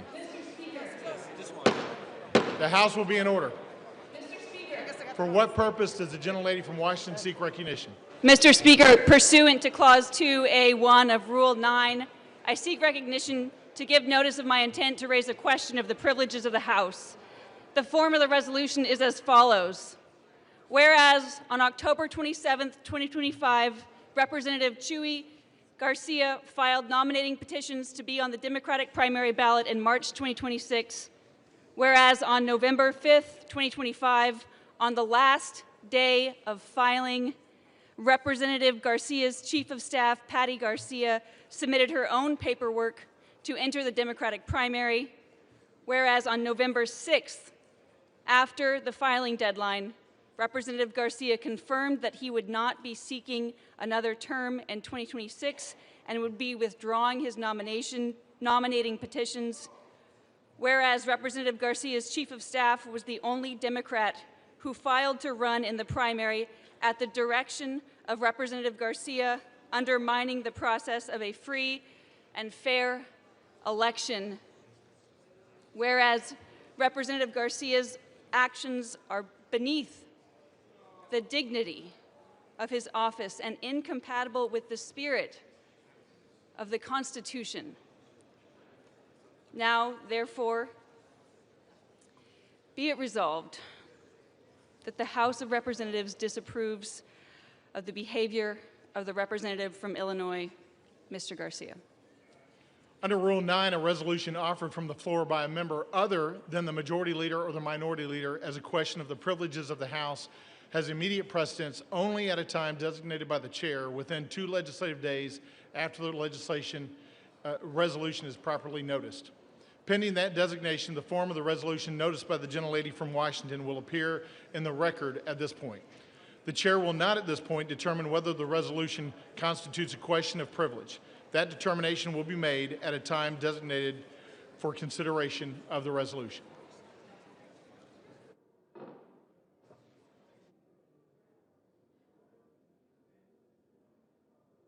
The House will be in order.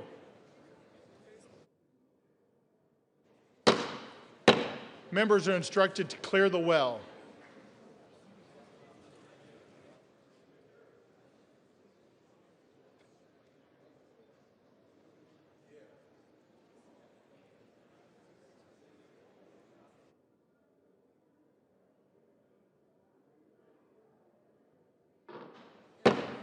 The House will be in order and members will clear the well. For what purpose does the gentleman from Illinois seek recognition? Mr. Speaker, pursuant to House Resolution, I'm sorry? Who did?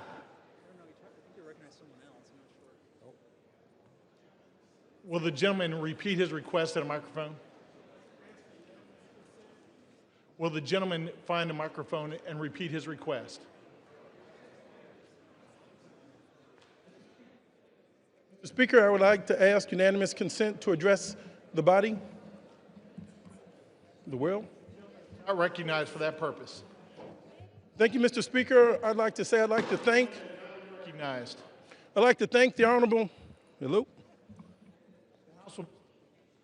The House will be in order. The well will be cleared. All members will clear the well. For what purpose does the gentleman from Oklahoma seek recognition? Up the bill H.R. 5371, the Continuing Appropriations, Agriculture, Legislative Branch, Military Construction, and Veterans Affairs and Extension Act of 2026, with the Senate amendment thereto, and I have a motion at the desk.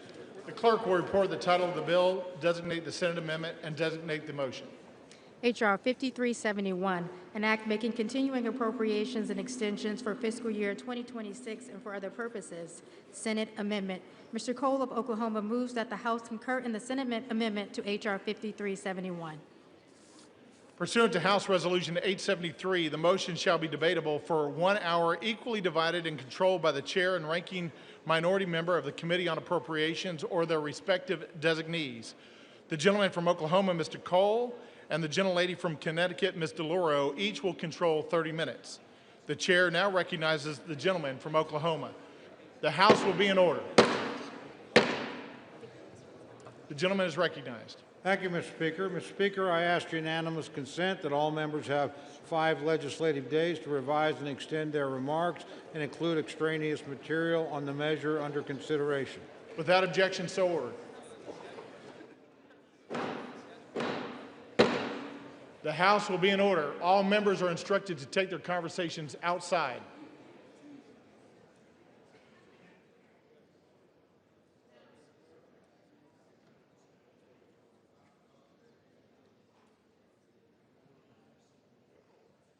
The gentleman from Oklahoma is recognized. Thank you, Mr. Speaker. Mr. Speaker, I yield myself such time as I may consume.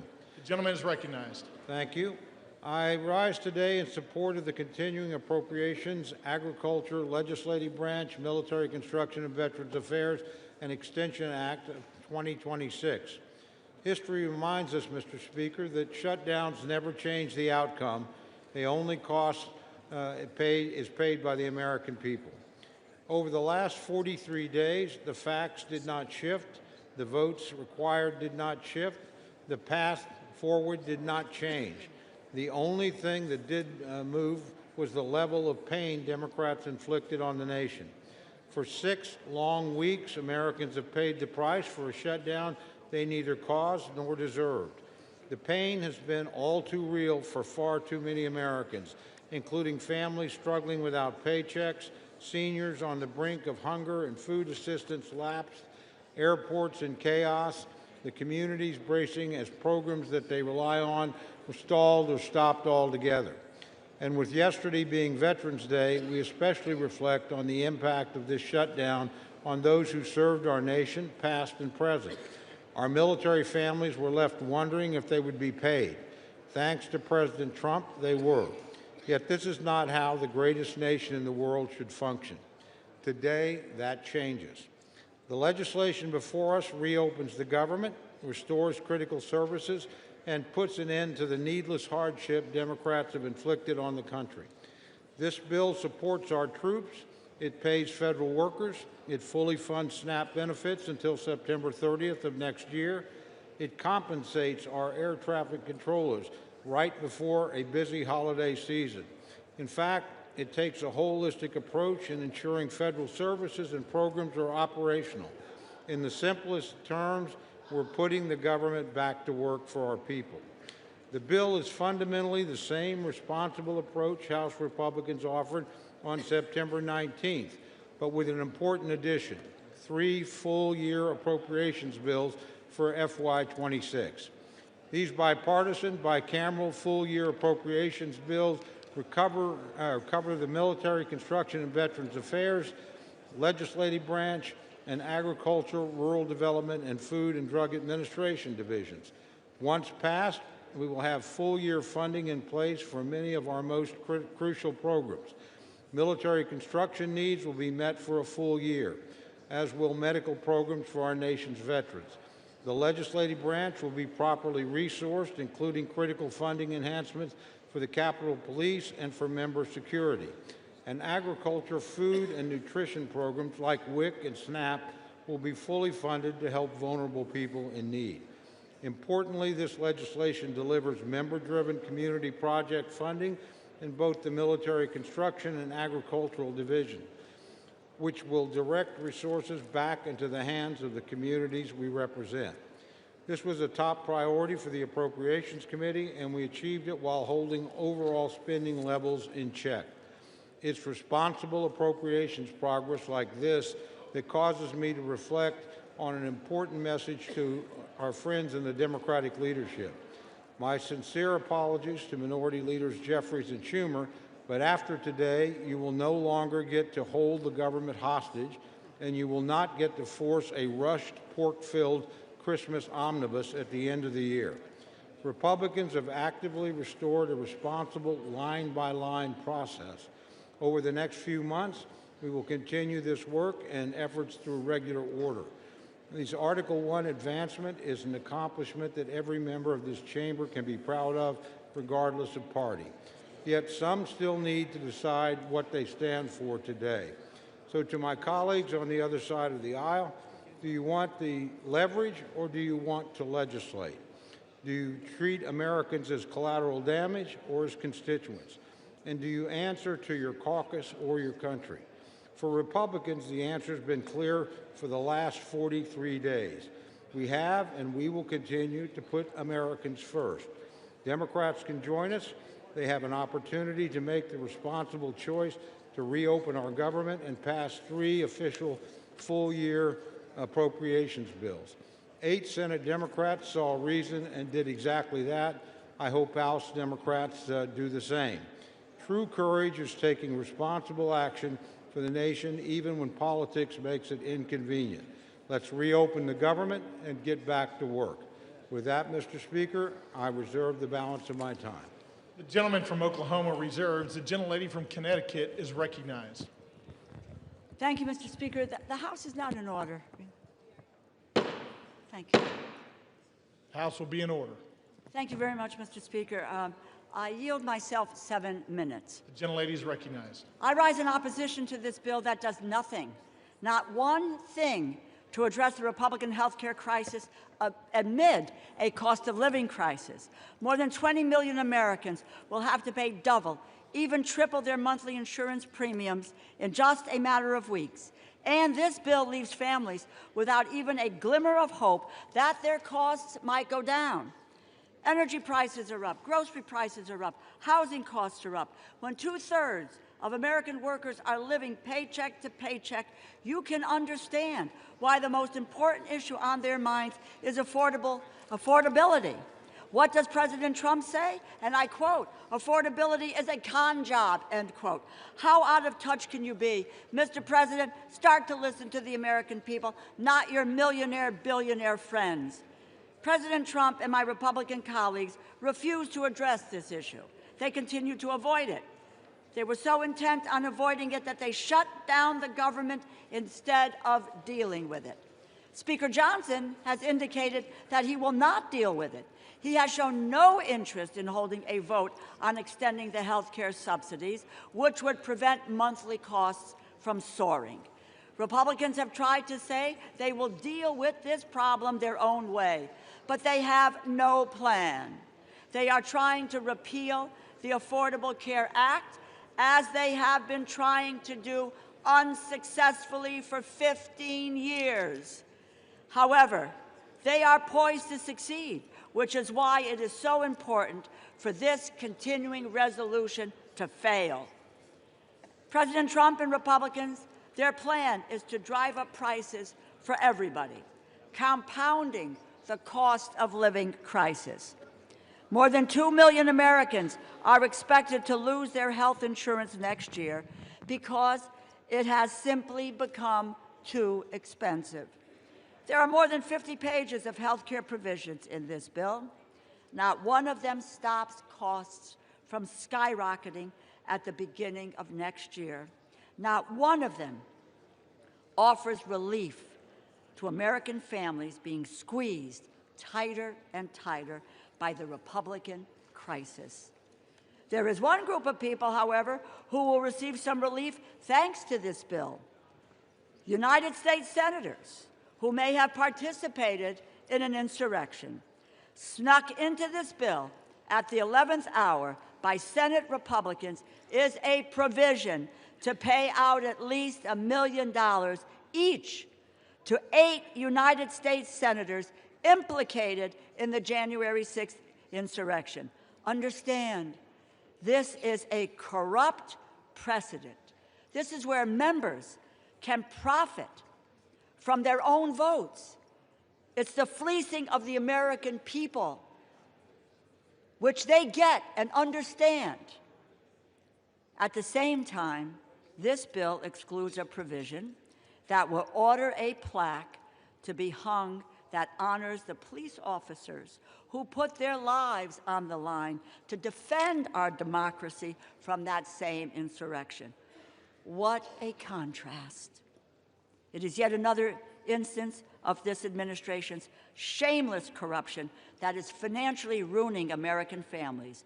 While there is $230 million for the president to pay himself from the Department of Justice, $8 million for some of his closest Senate allies, $200 million for a pair of private jets for the Department of Homeland Security Secretary, $40 billion to Argentina, the American people are left with nothing but higher costs. This bill also fails to fully cover the Toxic Exposure Fund, which was created to support veterans exposed to burn pits and Agent Orange.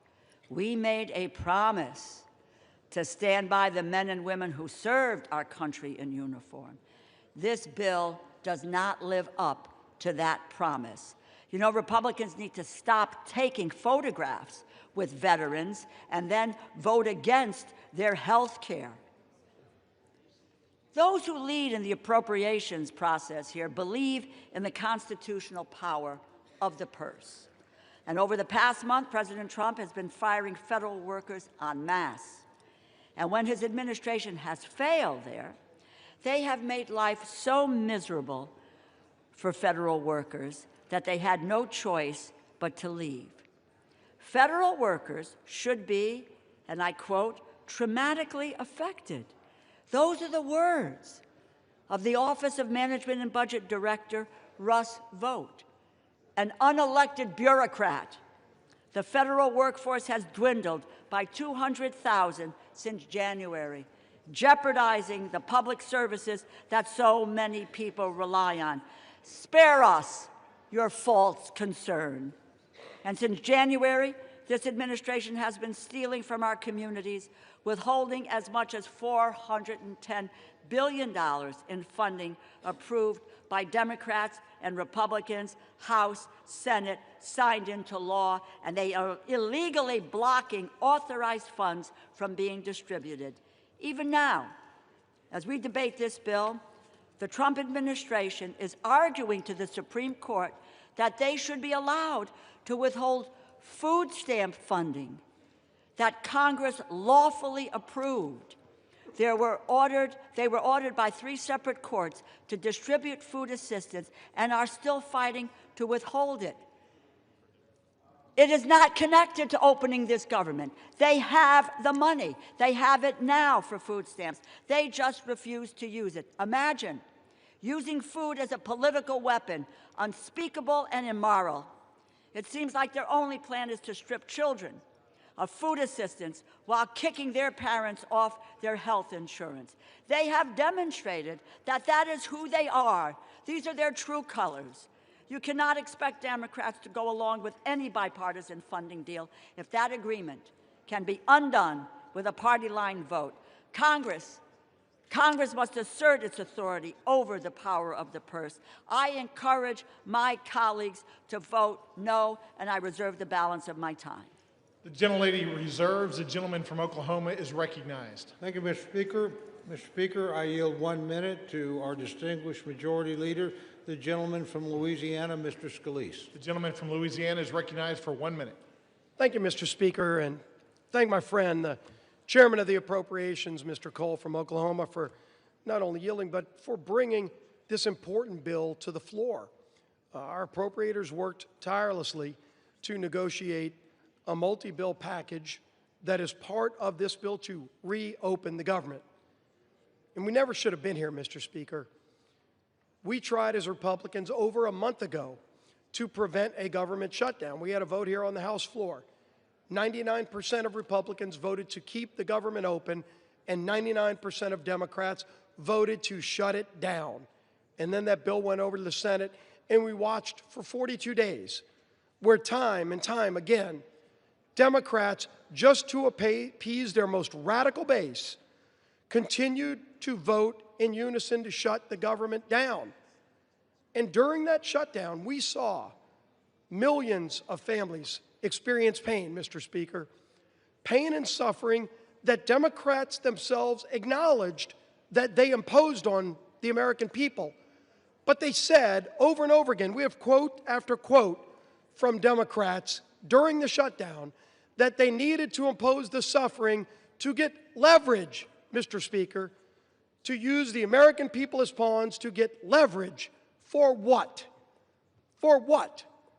They ultimately filed an alternative bill, a $1.5 trillion mad spending spree that included things like $200 billion of taxpayer funding for illegals to get taxpayer benefits, while they gutted the $50 billion rural health care fund that we put in place in the Working Families Tax Cut.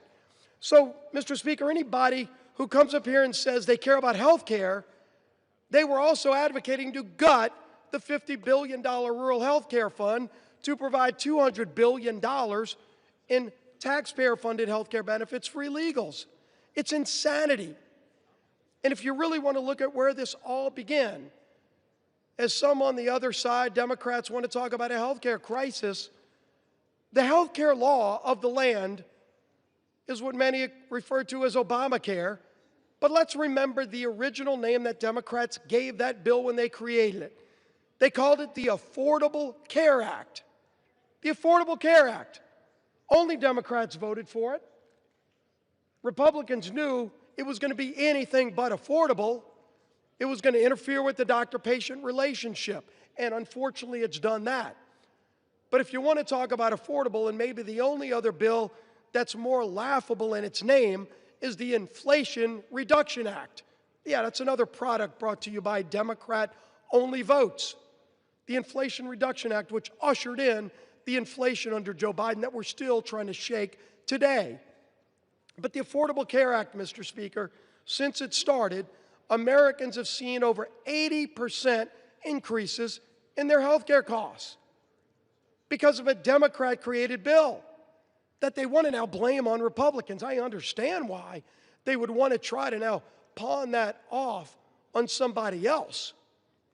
But then if you look over time, during COVID, they created a temporary relief fund, not to individuals, Mr. Speaker, but to insurance companies.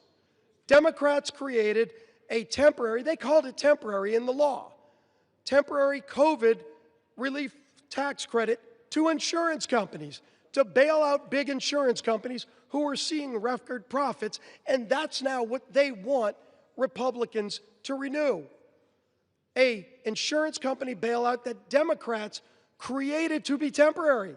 They set it up to expire. And now they're saying that the world's going to end if that insurance company bailout doesn't get renewed.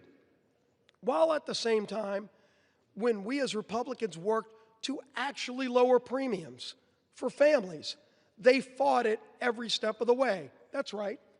We had a bill that we passed through this House just a few months ago in the Working Families Tax Credit.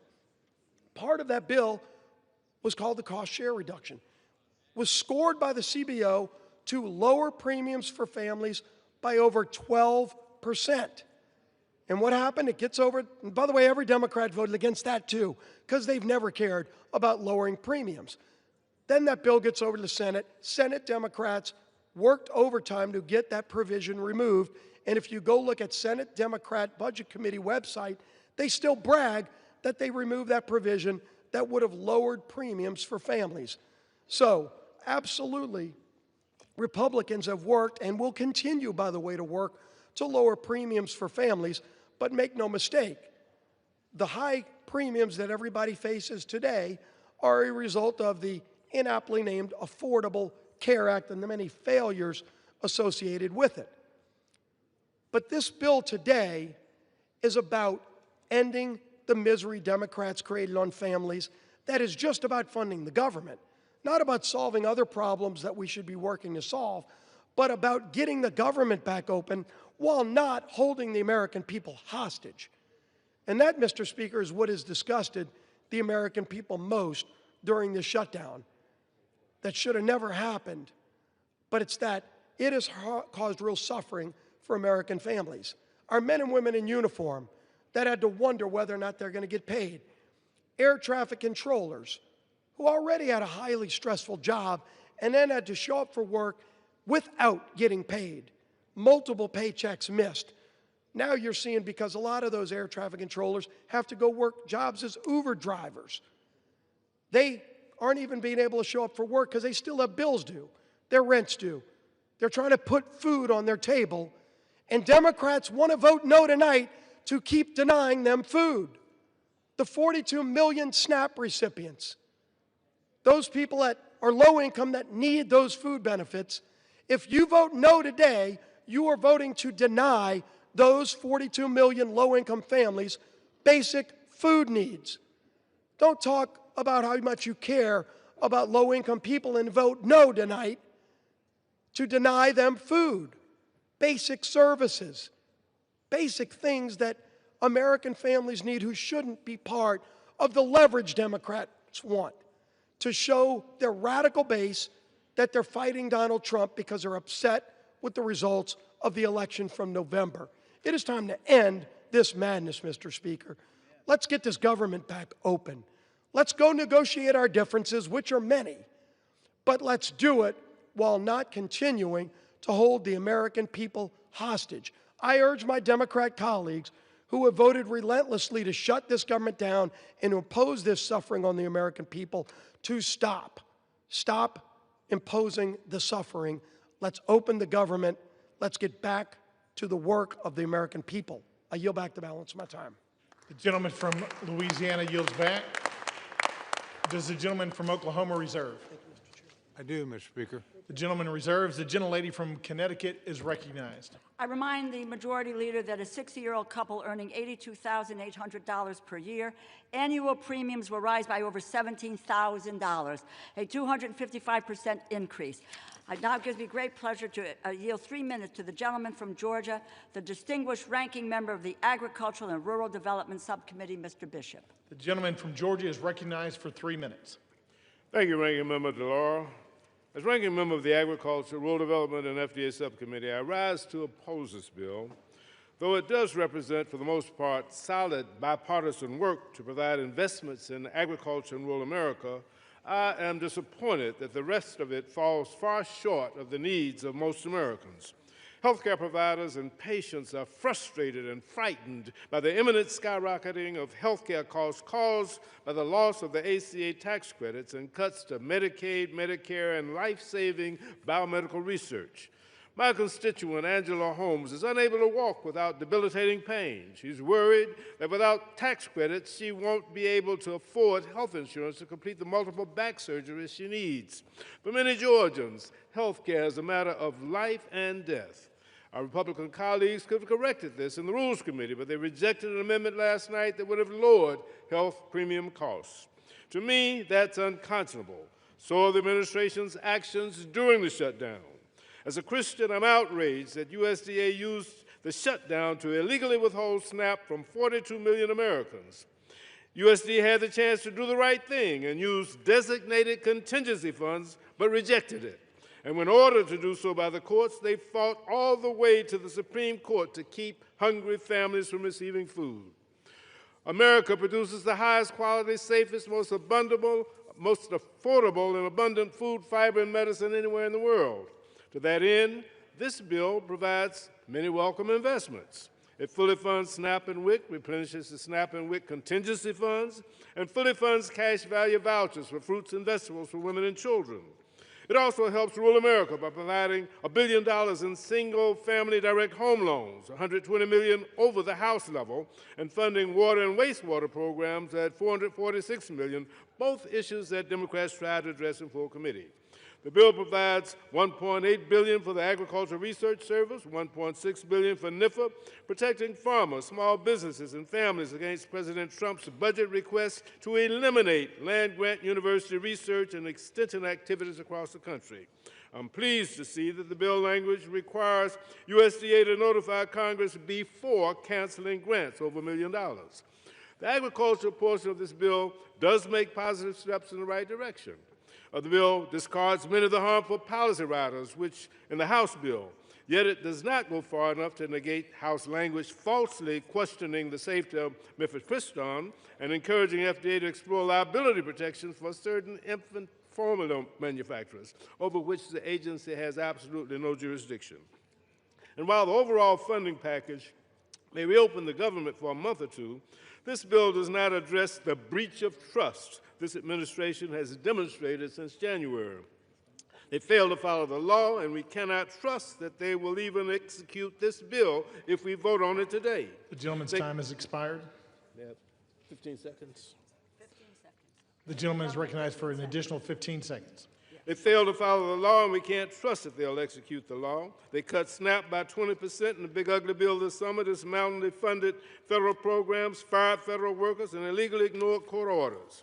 This bill fails to address the health care crisis, and bipartisan outrage has erupted over language in the bill to pay millions of dollars of taxpayer dollars to a handful of senators whose phone records were subpoenaed in relation to the January 6th investigation. It's a bad bill. The gentleman's time has expired. The gentleman yields back. Does the gentlelady from Connecticut reserve? The gentlelady reserves. The gentleman from Oklahoma is recognized. Thank you, Mr. Speaker. Mr. Speaker, I recognize yield 2 minutes to my very good friend, distinguished gentleman from Texas and distinguished chairman of the Military Construction and Veterans Subcommittee, the Appropriations Committee, Mr. Carter. The gentleman from Texas is recognized for 2 minutes. Thank you, Mr. Speaker, and I want to thank my longtime friend, colleague, and the chairman of the Appropriations Committee, Mr. Cole, for yielding me the time. I rise in support of H.R. 5371 and look forward to reopening the government. The shutdown has gone on long enough, and it's time to end it. Yesterday was Veterans Day, and it's a timely reminder of the commitment our armed forces personnel have made and the responsibility that we have to take care of those who serve our nation. Military Construction and Veteran Affairs component of the legislation meets that goal. The legislation includes $133.3 billion for the Department of Veterans Affairs, including $113.8 billion for discretionary funding for the VA medical care. It includes critical funding for Medicare, medical health services, telehealth services, veterans homelessness programs, medical research programs, and rural health initiatives. It invests in information technology, including robust investments in VA electronic health record modernization. Fully funds all mandatory veterans benefits, including veterans disability compensation programs, education benefits, and vocational rehabilitation and employment training. Nearly $20 billion for the Department of Defense military construction programs. This amount funds nearly 300 projects at military bases around Yield the the world. gentleman an additional 15 seconds, Mr. Speaker. The gentleman has an additional 15 seconds. It includes $3 billion to improve and maintain housing for service members, provides requested resources for the American Battle Monuments, Armed Forces Retirement Home, and operations of Arlington Cemetery. I want to thank Mr. Cole for his endless work to get us to this point. The gentleman's and time I has urge my expired. colleagues to join me in supporting the bill. And I yield back. The gentleman yields back. Does the gentleman from Oklahoma reserve? The gentleman reserves. The gentlelady from Connecticut is recognized. Mr. Speaker, I yield 3 minutes to the gentlewoman from Florida, the distinguished ranking member of the Military Construction and Veterans Affairs Subcommittee, Ms. Wasserman Schultz. The gentlelady from Florida is recognized for 3 minutes. Thank you, Mr. Speaker, and I thank the gentlewoman for yielding. I rise to oppose this slush fund for senators bill that will force health care costs to explode for millions of Americans. In fact, this legislation guarantees only 2 things. Republican senators suspected of helping Trump try to steal an election will get a whole lot richer, and life will get more expensive for everyone else. That's because this bill adds rocket fuel to Republicans' larger assault on Americans' access to quality, affordable health care. Remember, Mr. Speaker, Republicans already slashed $1 trillion from Medicaid, $500 billion from Medicare, and let Trump steal billions in medical research. But with this bill, Republicans dump massive health care price hikes on struggling Americans. Millions will be priced out of any coverage at all, which will drive coverage costs up and health services down for all of us. It's a health budget nightmare for America's families and a slush fund lottery win for 8 Republican senators. Because the one thing that we can all agree on, unless you're Jeffrey Epstein's best friend in the White House, is that the cost of living is out of control. Rent, home insurance, and electric bills are all soaring. The cost of beef, coffee, and vegetables just keep climbing. People are really struggling to get by. Yet Donald Trump continues to block SNAP benefits to 42 million struggling seniors, patients, and veterans. How anyone could swipe food from the plates of nearly 20 million children like that is simply disgusting, but that same moral bankruptcy is embedded in this bill. This bill unleashes huge health insurance hikes on 203,000 people in my district alone, and 82,000 people will lose coverage altogether due to the impact of the big ugly law and soaring ACA prices. Worse, this bill also reneges on our commitment to veterans. As the ranking member of the Military Construction and Veterans Affairs Appropriations Subcommittee, I take our promises to veterans personally and seriously. Just this summer, I secured bipartisan support for my amendment to restore $51.7 billion in advance funding for the Toxic Exposures Fund. This is funding, mind you, that President Trump sought in his budget. Yet as Republicans slipped a slush fund for senators into this bill, they gutted a critical funding protection for veterans.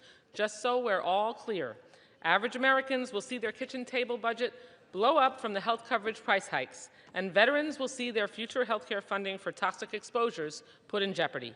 Also, billionaires can keep getting huge tax breaks. It's hard to pick between the worst moral outrages behind this bill. Was it covering up for Epstein's best friend for nearly 2 months, just so Republicans could vacation and avoid negotiating a better health care plan for our struggling families? Or is it the slush fund that personally enriches Republican senators and will haunt everyone who votes for this bill? Well, House Democrats will oppose this partisan spending bill that guts America's health care, and we'll keep fighting to extend health care tax credits. Donald Trump and Republicans broke their promise to lower costs, and this bill certainly cements that betrayal. But Democrats will stand by our promise to lower costs, and we'll make sure every American knows Republicans are responsible for this devastating health care crisis. Gentlelady's time has yield expired. back. The gentlelady yields back. The gentlelady from Connecticut reserves. The gentleman from Oklahoma is recognized. Thank you very much, Mr. Speaker. Mr. Speaker, I yield 2 minutes to my very good friend, distinguished chairman of the Agriculture Subcommittee of the Committee on Appropriation, Dr. Harris of Maryland. The gentleman from Maryland is recognized for 2 minutes. Mr. Speaker, I rise today in support of Senate amendment to H.R. 5371, which will finally put an end to the Democrat-led government shutdown. Millions of Americans have suffered because they refuse to reopen the government, harming those who depend on SNAP benefits, federal workers, Border Patrol agents, and our troops who are uncertain about their next paycheck. This legislation extends government funding to the end of January 2026, thereby blocking attempts to force a budget-busting omnibus at the last minute before Christmas. It also includes the FY 2026 Agriculture, Rural Development, and Food and Drug Administration Appropriations Act. Republicans have effectively locked in disciplined, flat spending levels while supporting the Trump administration's policy priorities.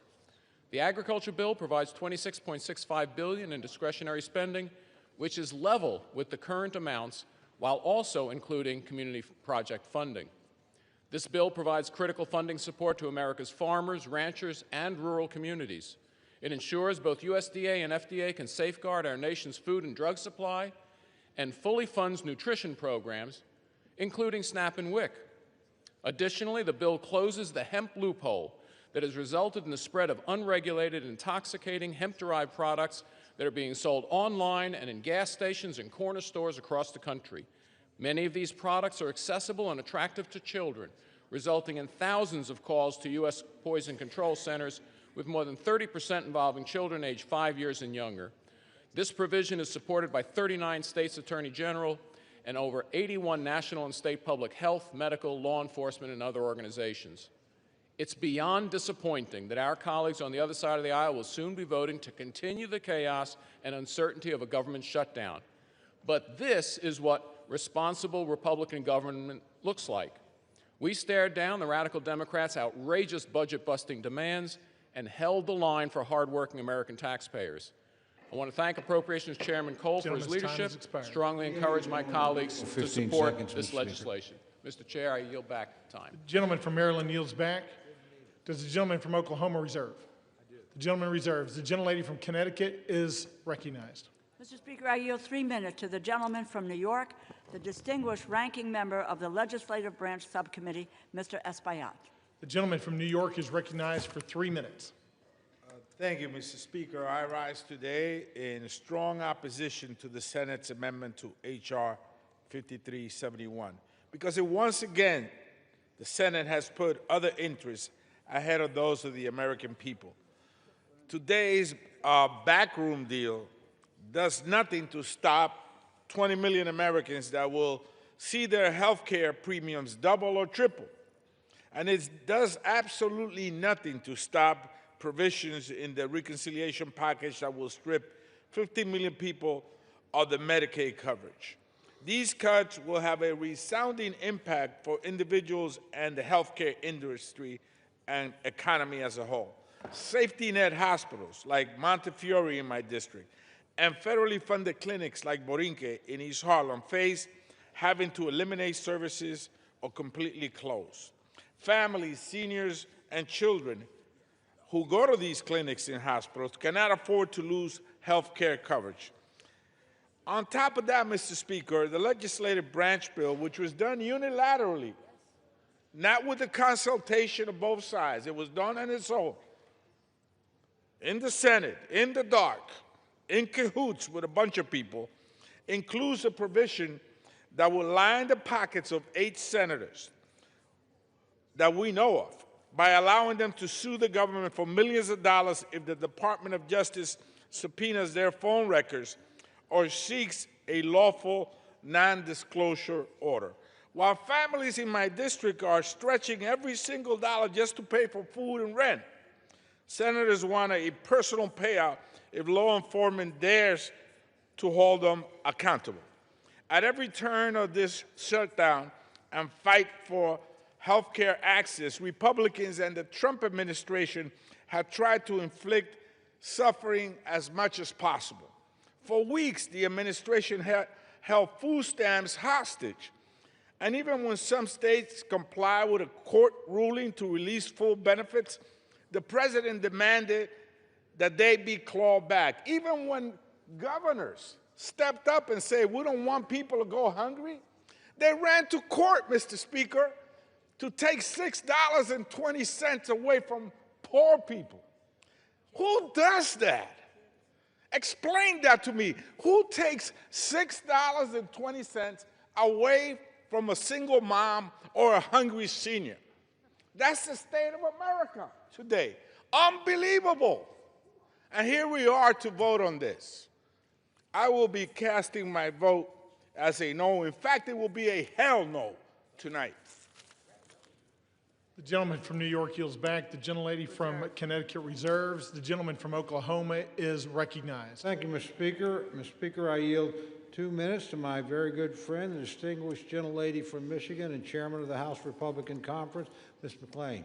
The gentlelady from Michigan is recognized for 2 minutes. Thank you, Mr. Chairman, and thank you, Mr. Speaker. And God, I love the compassion and the passion on the other side of the aisle.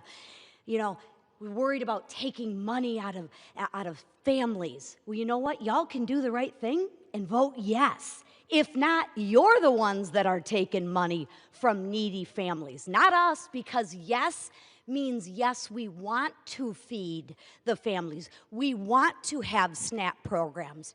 No means we don't fund those programs. See how simple that is? But keep on with the rhetoric. I mean, it's cute, but the American people don't buy it. So, I mean, listen, for the past 40 days, Democrats have inflicted needless pain on hardworking Americans. They stranded millions of travelers. They denied food assistance for hungry families. And how did they do that? When you vote no to continue funding, that means you deny food stamps for hungry families. No means no, you don't want to pay them. Yes, like the Republicans vote, that means yes, we do want to pay them. So, you know, they left our troops wondering when they'd get their next paycheck. And for what, Mr. Speaker? To use the American people as leverage. Don't take my word for it, take theirs. Leverage for more wasteful Washington spending. Spending that no one other than the radical left ever wanted. And to remind the American people, they wanted $1.5 trillion of their hard-earned tax dollars. But what did they get in return? They got nothing. They got nothing because Republicans refused to waste the American people's money. Not a dime for their radical climate change, not a dollar for tax-funded benefits for illegals, and not one single concession to their radical far-left base. Millions of Americans whose lives were upended by the Democratic shutdown will remember this. Yield the gentlelady an additional 30 seconds. Thank you. The gentlelady is recognized for an additional 30 seconds. Thank you. The American people will remember who held them hostage for petty political reasons and who fought to put America first. So now that this shameful charade is over, House Republicans will continue our work on behalf of the American people. We will restore regular order to the appropriations process. We will continue to fulfill the mandate of the American people, and we will keep delivering results for American people, because that's what we're here to do for, not to play politics. So with that, Mr. Speaker, I yield. Thank you. The gentlelady from Michigan yields back. The gentleman from Oklahoma reserves. Before we move on, members are advised to direct their comments to the chair and not to engage in personalities. The gentlelady from Connecticut is recognized. Thank you, Mr. Speaker. I have the greatest honor, really, to yield time, 2 minutes time, to the gentlewoman from California, the distinguished Speaker Emerita, Ms. Pelosi, and I might add, probably the epitome of the best speaker that this nation has ever had, in addition to which millions of Americans have health care coverage through the Affordable Care Act because of Speaker Pelosi, and she's also Italian-American. Thank you. I yield.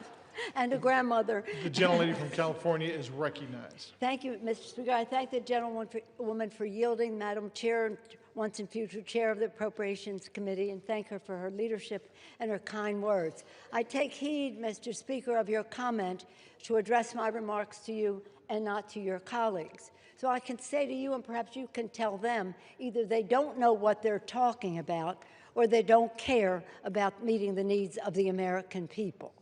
Did any one of them vote?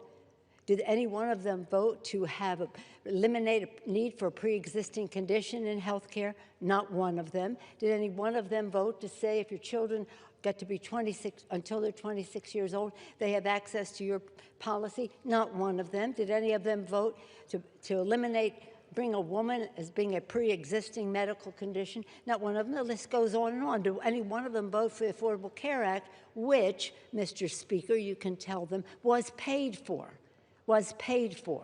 And then later, when we decided that we could extend the tax credits further so more people could have more access to care, did anyone vote for that? No. So all they have done is try to eliminate access to health care in our country. The public is catching on to them. You might tell them if a woman is born with a child that has a heart condition, she's out of luck with what they are proposing. If a father gets a stroke, forget about it. If you have a sibling with a disability, they don't care. And if your wife has breast cancer, you've got big bills to pay because they want to take away health care, whether it's Medicaid to tens of millions of people, $500 billion from Medicare for seniors and people with disabilities, millions of dollars added to the cost for families for access to the Affordable Care Act. The list goes on and on. Either they don't know or they don't care. I'll say one more thing as a grandmother and a mother. How about the President of the United States on Halloween night having a Halloween party? And saying to the Supreme Court, please don't make me feed the children or the poor people in our country. Going to the Supreme Court for that means cruelty is not even comes close to the word that is needed for that kind of behavior. The worst president for children America has ever seen. I yield back. The gentlelady from California yields back. The gentlelady from Connecticut reserves. The gentleman from Oklahoma is recognized. Thank you, Mr. Speaker. Mr. Speaker, I yield 2 minutes to my very good friend, distinguished gentleman from West Virginia and member of the Legislative Branch Subcommittee of the Committee of Appropriations, Mr. Moore. The gentleman from West Virginia is recognized for 2 minutes.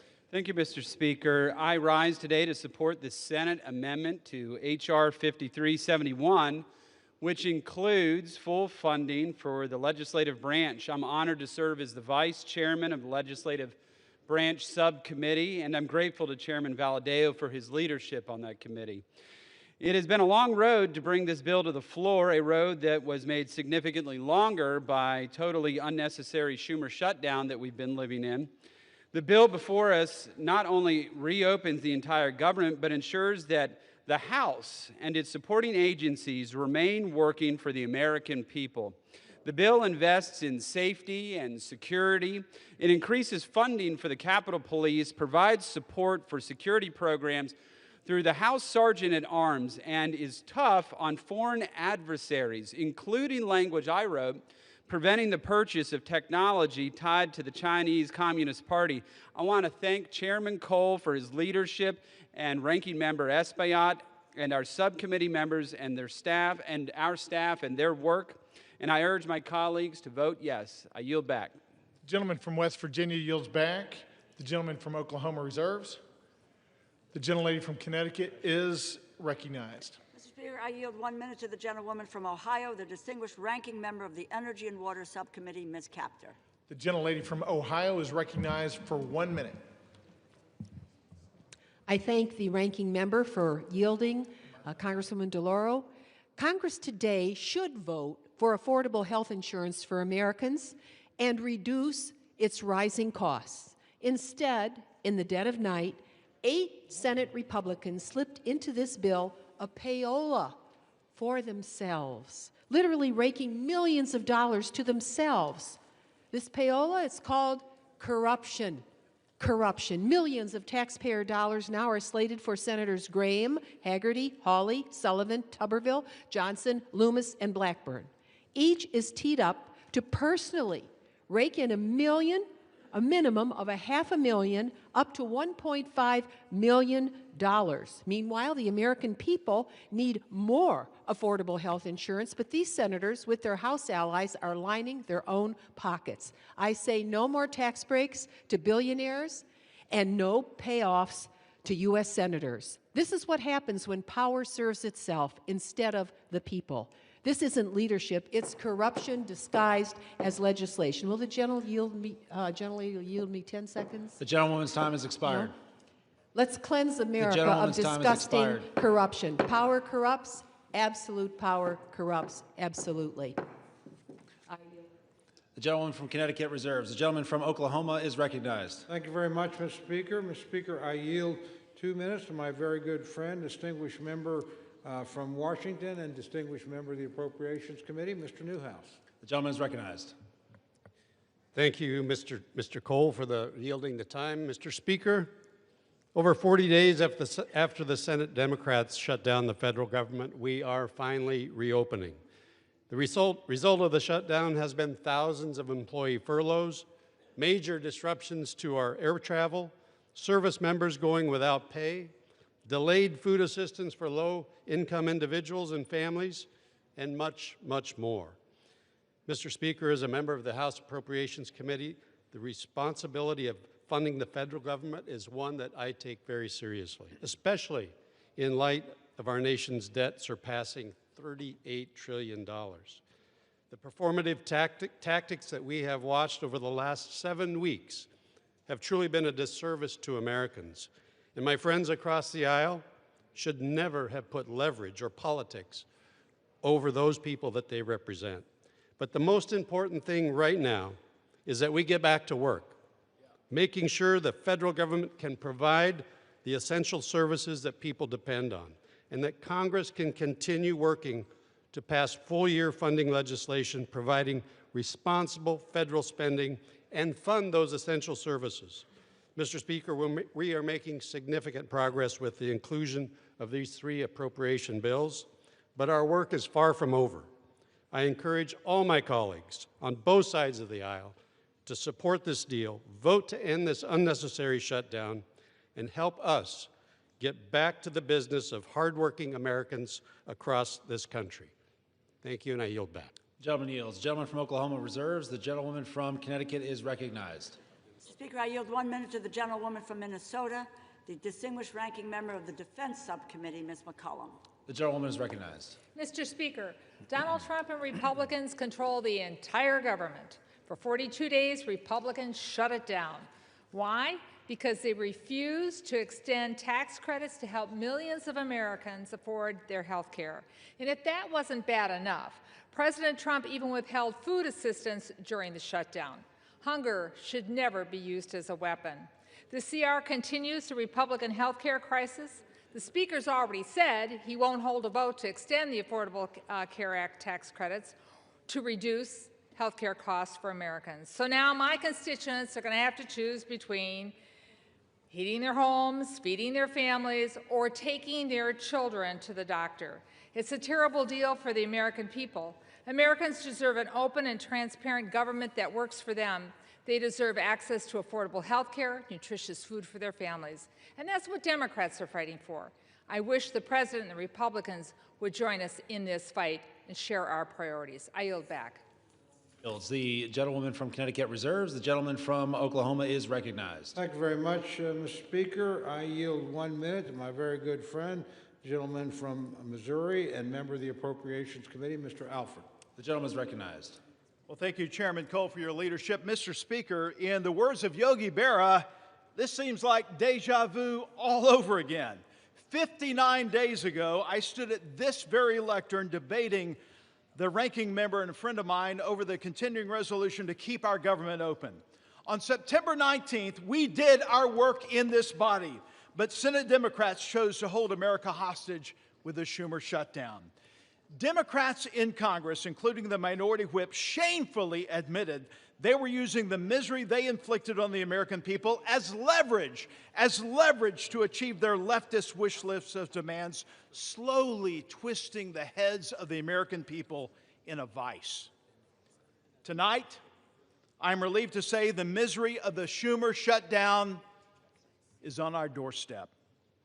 Mr. Speaker, this package proves that when Republicans stay united and put America first, we can govern with strength, compassion, and common sense. Tonight, Mr. Speaker, tonight we will reopen the government and liberate the Schumer hostages. And with that, I yield back. The gentleman yields. The gentleman from Oklahoma reserves. The gentlewoman from Connecticut is recognized. Mr. Speaker, I yield 1 minute to the gentlewoman from California, a member of the Appropriations Committee, Mrs. Torres. The gentlewoman is recognized.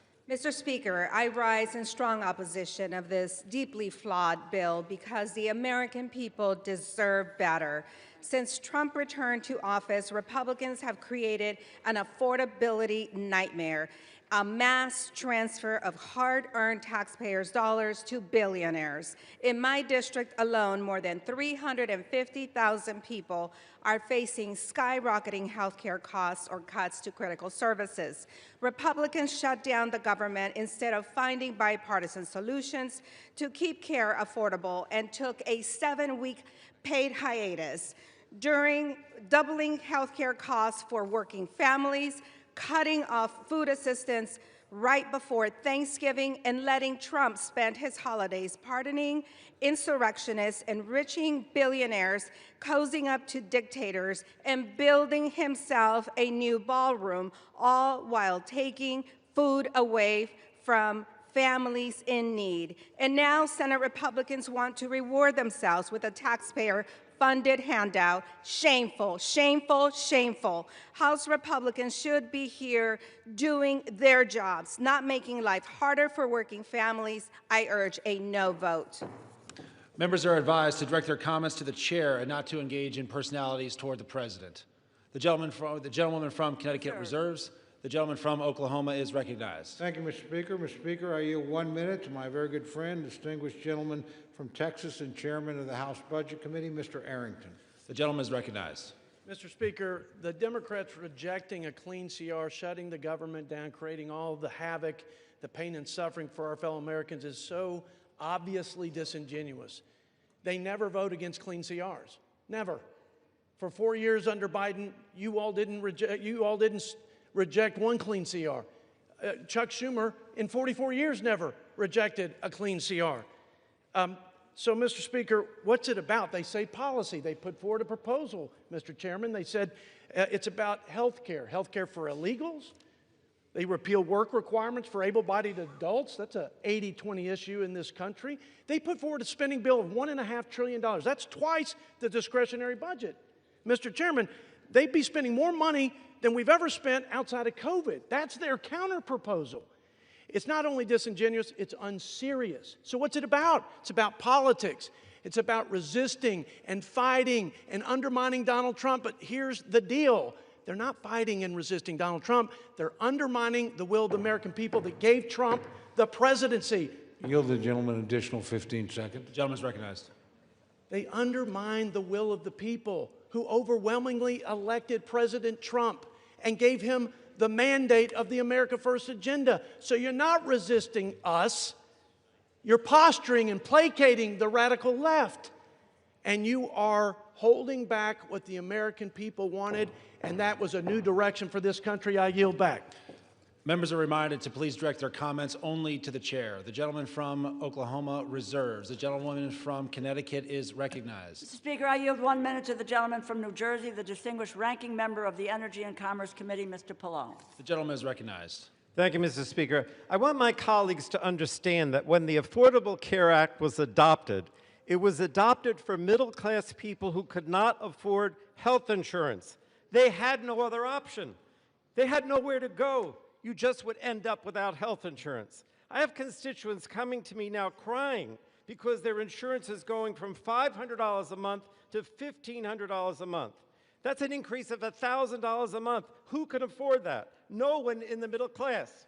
At the end of 2024 last year, during a Democratic administration, the number of insured Americans was at a record high of about 95%.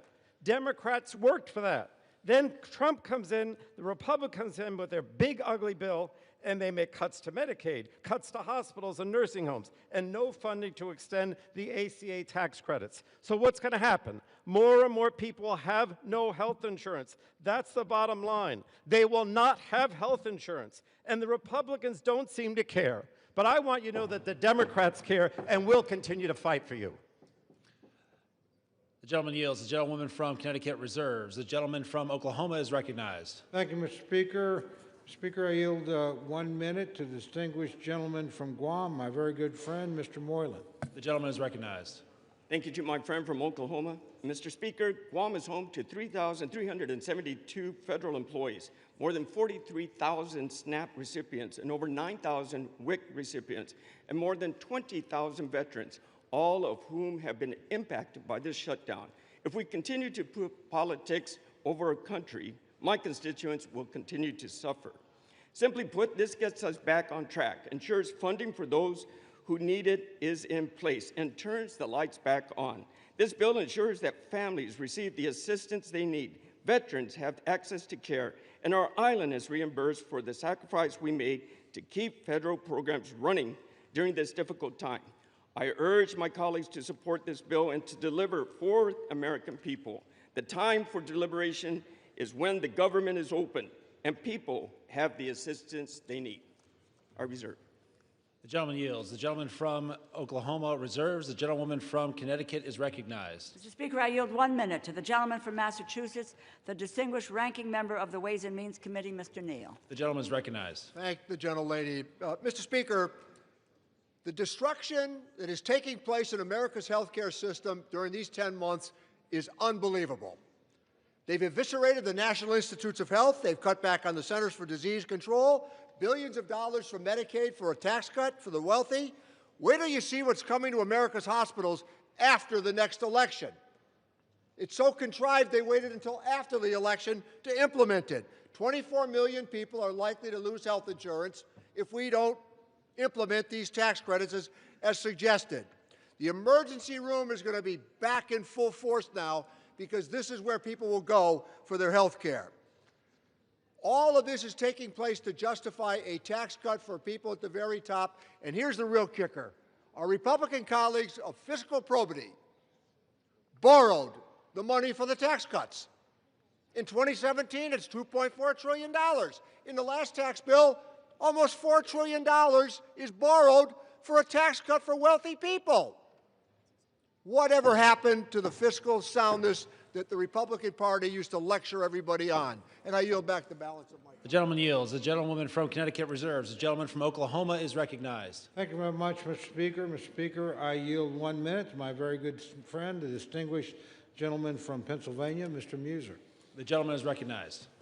I thank Chairman Cole for his leadership. Mr. Speaker, if this were a library, we would have the fiction side over there and the nonfiction side over here.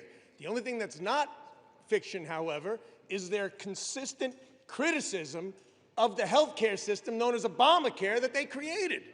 That's what this fight seems to be about. And that's the one end of things that is truthful. Today, Mr. Speaker, after 6 weeks of no pain, or excuse me, lots of pain and no gain, they're going to vote again to keep the government closed. They're going to vote again. They're whipping their votes so they would not be paying federal workers, they won't be funding essential programs like SNAP, and undo the chaos at our airports.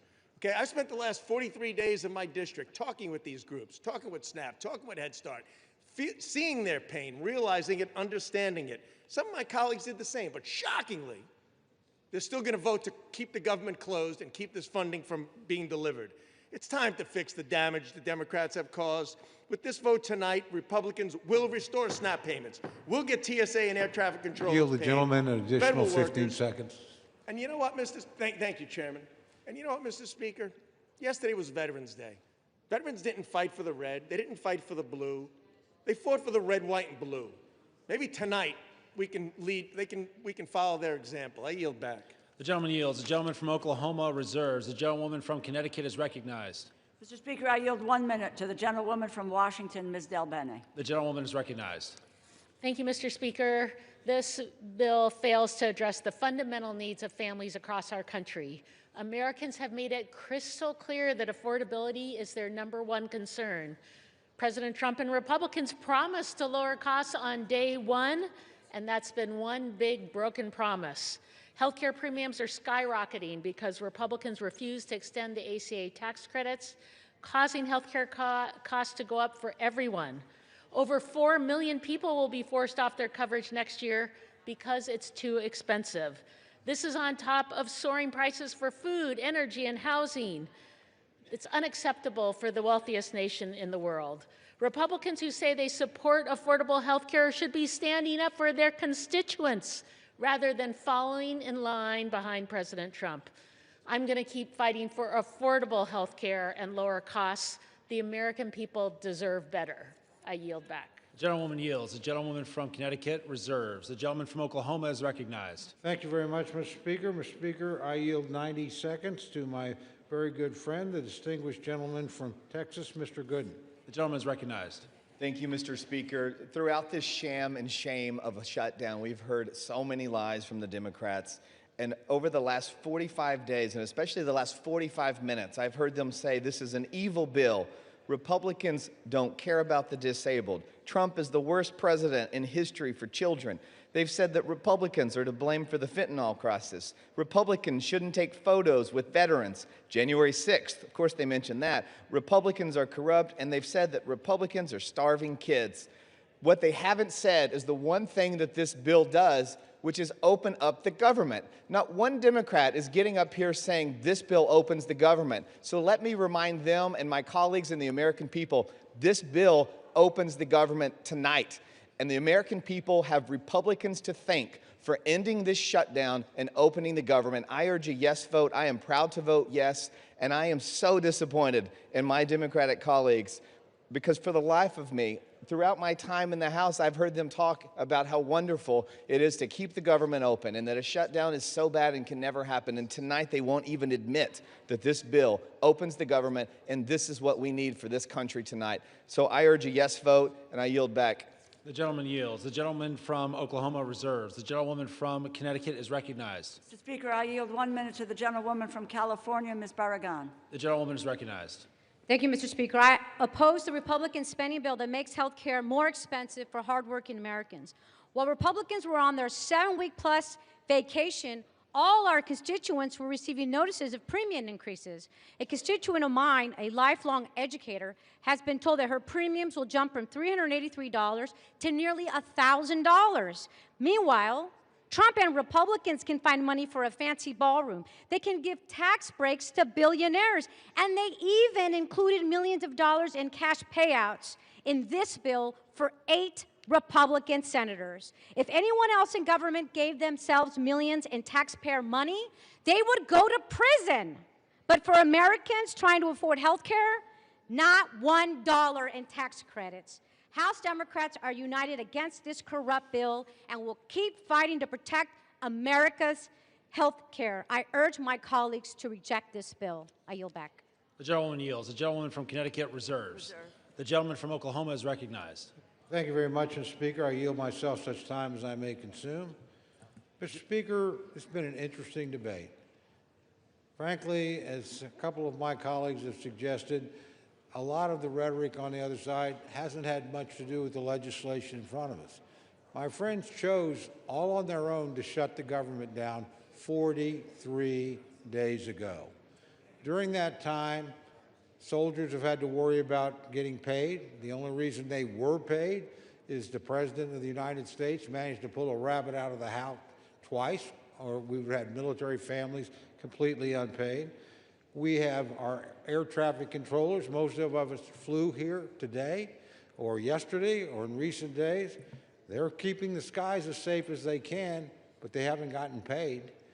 We're in this Capitol building. We're under the protection of the Capitol Police. They do a splendid job. They keep doing their job. They haven't been paid. We have people that are in desperate need of some of the services that this government has promised to give them. SNAP and WIC, that's at risk unless we pass this legislation tonight. So we can have all these debates about all these other issues. As a matter of fact, my friend the Speaker, his counterpart in the United States Senate, the Majority Leader, and the President have said, when you open the government, we'll be happy to talk to you about some of these issues. But you're not going to shut down the government, punish the American people, put people's lives at risk, and think we're going to sit down and negotiate with you under those circumstances. That is not going to happen. We told you 43 days ago, from bitter experience, government shutdowns don't work. They never achieve the objective that you announced. And guess what? You haven't achieved that objective yet, and you're not going to. We did the same thing twice, so I'm not saying that we've got clean hands over here. You guys did it on DACA, didn't work here, not going to work here. Only people that have suffered have been the American people, the people that we're all here to serve. So let's keep the focus on getting the government back open. I would also add, and I appreciate this very much, there have been robust discussions back and forth, and we have 3 appropriations bills attached to this. They're appropriations bills that do important things.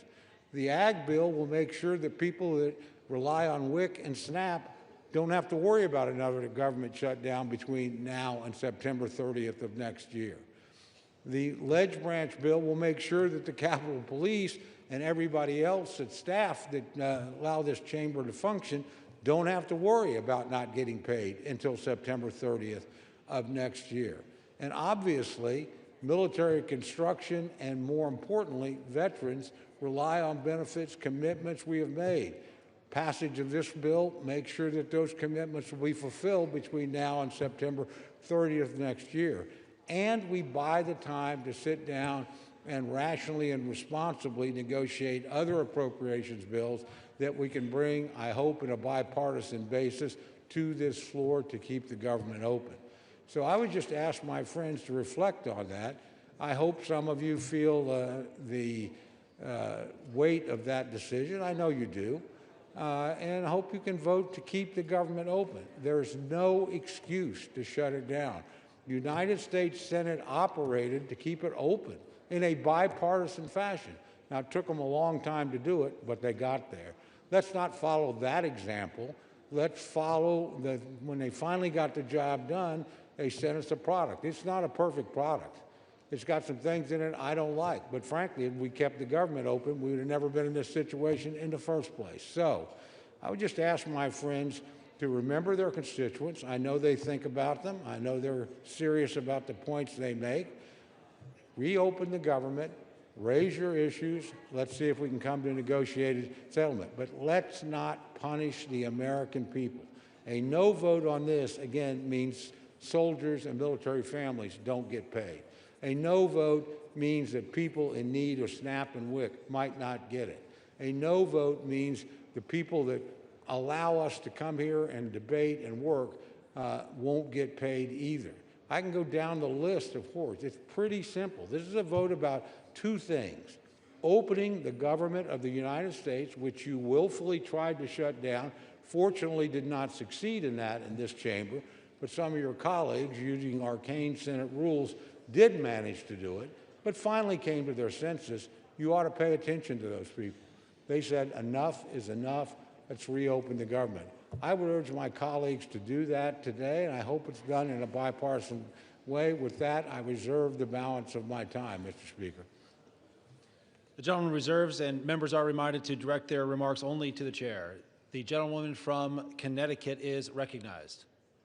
Mr. Speaker, I yield 3 minutes to the gentlewoman from Massachusetts, the distinguished Democratic whip, Ms. Clark. The gentlewoman is recognized. Thank you.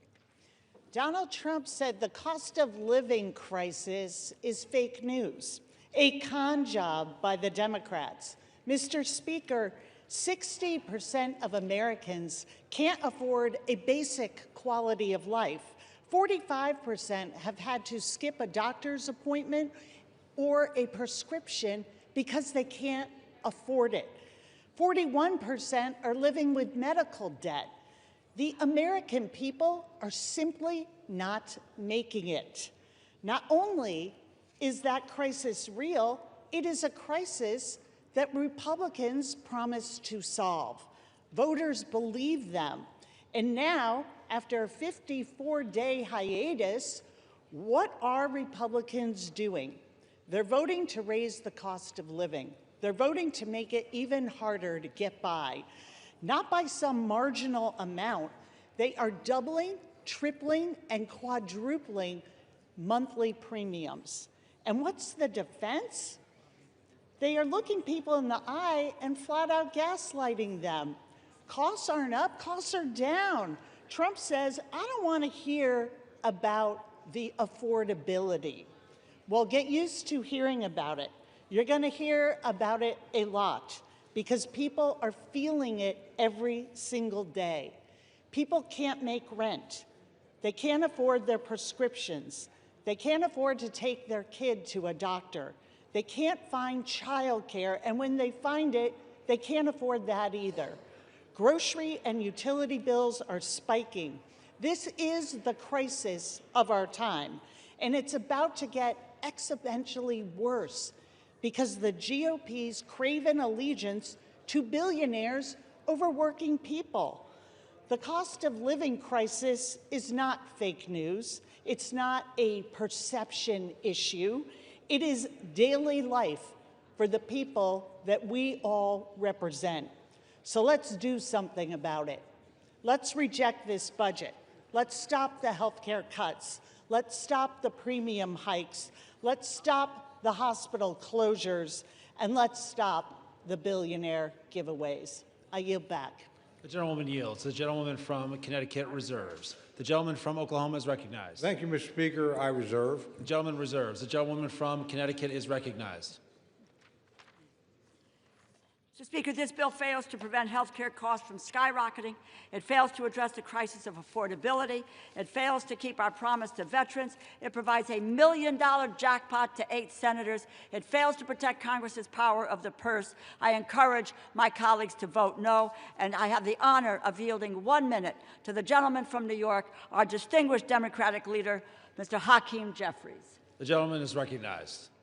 Thank you, Mr. Speaker, and I thank the distinguished gentlelady, the top Democrat on the House Appropriations Committee, for yielding and for her steadfast leadership on behalf of working families, hard-working American taxpayers in the great state of Connecticut and all across America.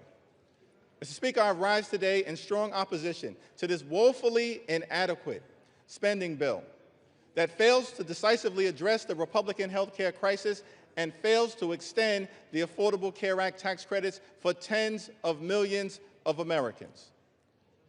Mr. Speaker, before I say anything further, let me say to our men and women in uniform, to our active duty troops, to our hardworking federal employees, to our civil servants, to our TSA agents, to our Capitol Police, to our staff here in the House of Representatives, to our air traffic controllers, thank you for your service. Thank you for your sacrifice. Thank you for the work that you do on behalf of the American people each and every day.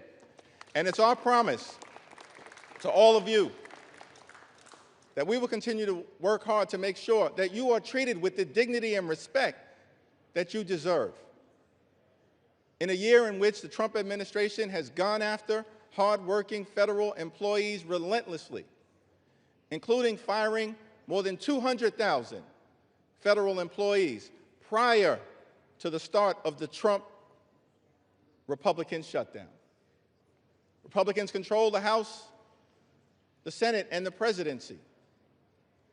Donald Trump and Republicans made the decision to shut the government down, the longest shutdown in American history. Would rather do that than provide health care that's affordable to working class Americans, middle class Americans, and hardworking American taxpayers.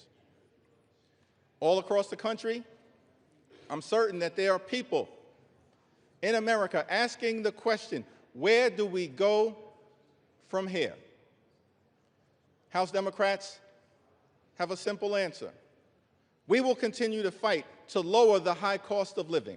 House Democrats will continue to fight to address the health care crisis that Republicans have created. And House Democrats will continue to fight to extend the Affordable Care Act tax credits for tens of millions of Americans. This fight is not over. We're just getting started.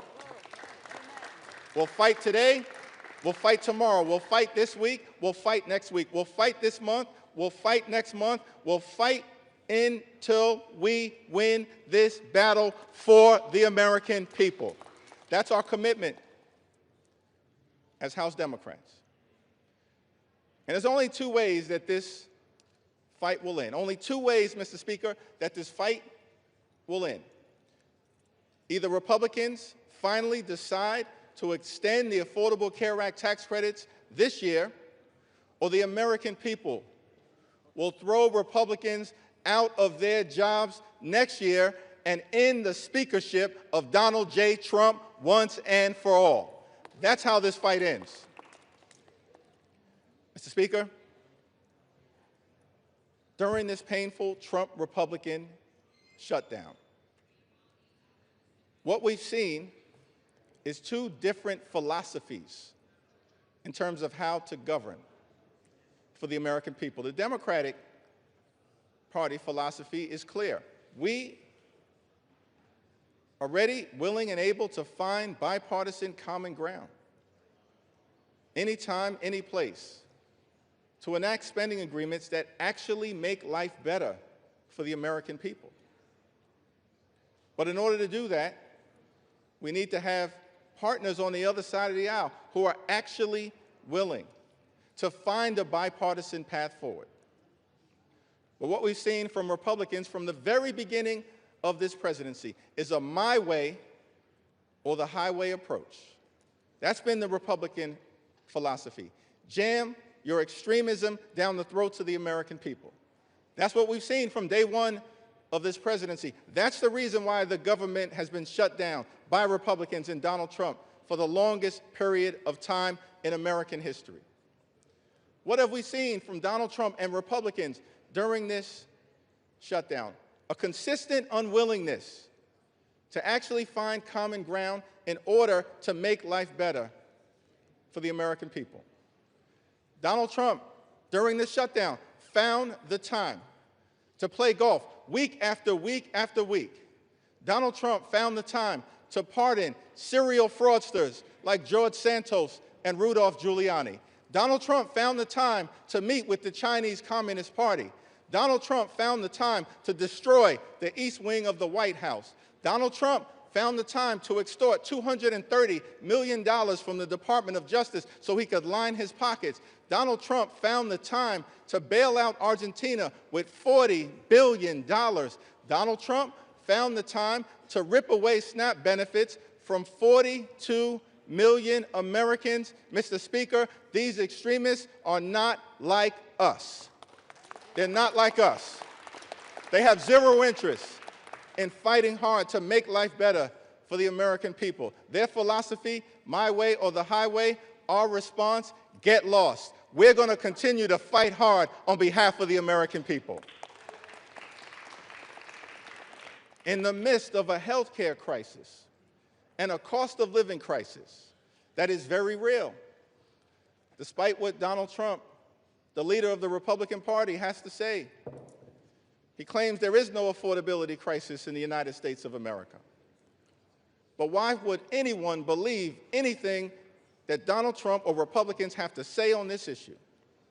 Because throughout 2024, before the election, Republicans in the House and in the Senate and Donald Trump on the campaign trail spent all of their time saying that costs were going to go down on day one. But costs haven't gone down.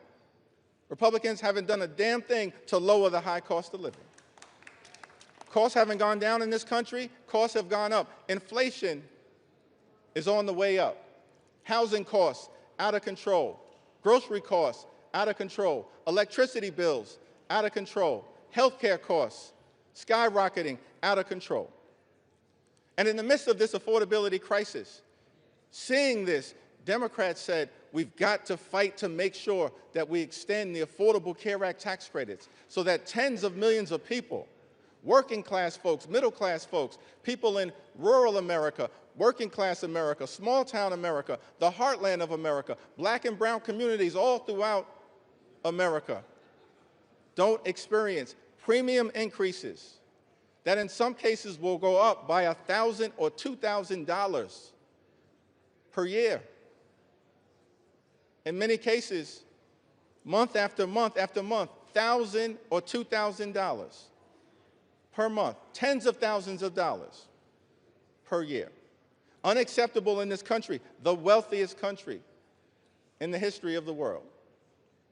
And this is in the midst of a Republican health care crisis.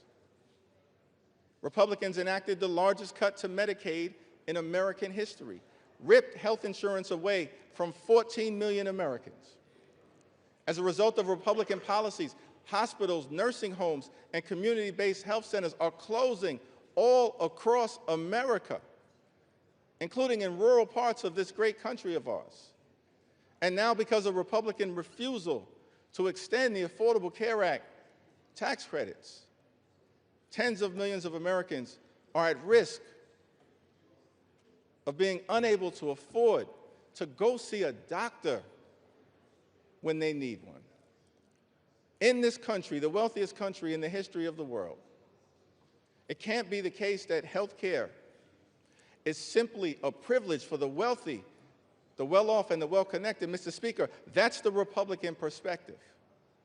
We believe as Democrats that health care has to be a right, and a right that's affordable and available to every single American in the United States. That's what this fight is all about. And that's what the fight will continue to be about as we move forward. Many of my Republican colleagues have suggested that they want to deal with the health care affordability issue, that they want to address the Republican health care crisis that's devastating people all across this country. Well, we have an opportunity for you to do so. There's a discharge petition connected to legislation that House Democrats have introduced to extend the Affordable Care Act tax credits for 3 years, because we believe that working-class Americans, middle-class Americans, and everyday Americans deserve the same level of certainty that Republicans always provide to the wealthy, the well-off, and their well-connected donors. Working-class Americans deserve that level of certainty. So join us in extending the Affordable Care Act tax credits. It's not too late. We're in the midst of open enrollment, but the tax credits expire on December 31st. And we will stay on this issue until we get this issue resolved for everyday Americans. Mr. Speaker, as I close, you know, I've had the opportunity, as many of us do, to serve in the United States Congress with legendary figures, too numerous to mention. Legendary members, of course, Speaker Emerita Nancy Pelosi, Steny Hoyer, the great Jim Clyburn, Maxine Waters, Elijah Cummings, Charlie Rangel, our own Marcy Kaptur, the longest-serving woman in the history of the United States House of Representatives. We've all had the opportunity to serve with legendary members, John Dingell, too numerous to mention. But one can't call that role without calling the name of the great John Lewis. I had the distinct honor of serving with John Lewis for several terms. Many of us here in the House of Representatives did. I'll never forget, on my first day in the Congress, I had the opportunity to meet John Lewis for the first time in person. And he called me over to see him on the House floor, and he just asked me a simple question. He said, "Are you the new guy?" And I said, "Yes, sir, Mr. Lewis, I am." And he said, "Well, we're colleagues now. You don't have to call me Mr. Lewis. You can call me John." I said, "Yes, sir, Mr. Lewis, I understand." And then he said to me, "You're from Brooklyn, right?" Now, Mr. Speaker, I got to be honest, I was tempted to say, Brooklyn is always in the house. But instead, since my mother raised me with some sense, Lenita Jeffries, I said, "Yes, sir, I'm from Brooklyn."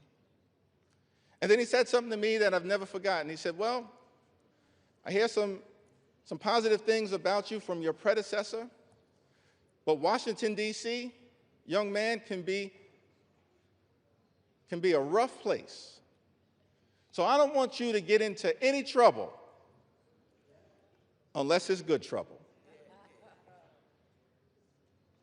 And I just wanted to stop by on the House floor to make sure it was clear to the American people that the spirit of John Lewis lives amongst House Democrats, and we will continue to get into good trouble to make their life better. That's our commitment to every single American all across this country, from this day and for every day moving forward. And it was John Lewis who said to us that ours is not the struggle of one day, 1 week, or 1 year. Ours is the struggle of a lifetime, and maybe even many lifetimes. And each one of us in every generation must do our part. Mr. Lewis, we love you. We were blessed by our opportunity to serve with you, and House Democrats are here to do our part. We're in this fight until we win this fight for the American people. I yield back.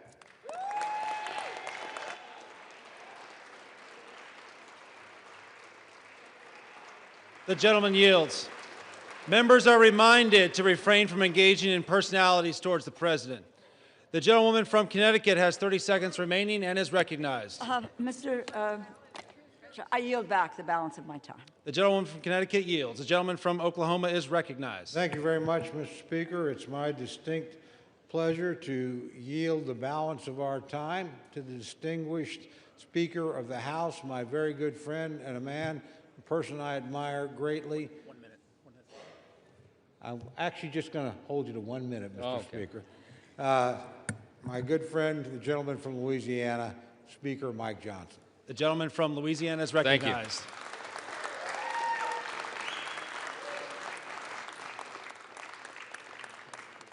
I want to thank my friend Chairman Cole. Has done an extraordinary job in this process. And Mr. Speaker, we all know why we're here. House Democrats voted to shut the government down. It was 54 days ago when we had that vote, September 19th. And since that time, Senate Democrats have voted 14 times to close the government. Republicans voted a collective 15 times to open the government for the people, and the Democrats voted that many times to close it. And then they admitted, many of them, and we could name them here, but I'm not going to take the time, they admitted that they were using the American people as leverage in this political game. They knew that it would cause pain, and they did it anyway. The whole exercise was pointless. It was wrong, and it was cruel. In mere moments, I want you to watch the board. They're going to do it again. I'm going to guess for you that most of our Democrat colleagues are going to vote again to close the government, again to take food out of the mouths of families that need it, again to deny pay to federal employees, again to stall flights and cancel airlines and do all the rest that they've done. But we are not going to let them succeed in that gambit. And that's right. While the Democrats keep voting to shut the government down, Republicans are going to vote to open it back up. And with that, we're going to get the American government running again and working for the people as they deserve. I'm going to close with this. You know, as Speaker, you have the ability to talk as long as you want, but I'm not going to do that tonight. We're not going to waste any more time of the people.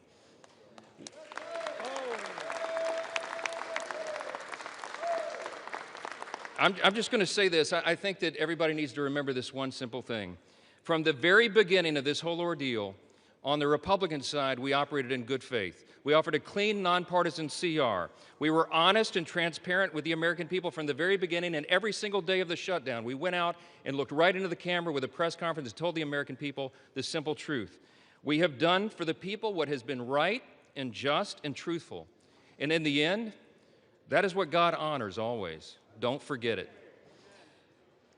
We need to get this government open as soon as possible, and I'm going to yield back the remainder of my time so we can do that. The American people demand it and deserve it. My friends, let's get this done. Thank you. I yield back.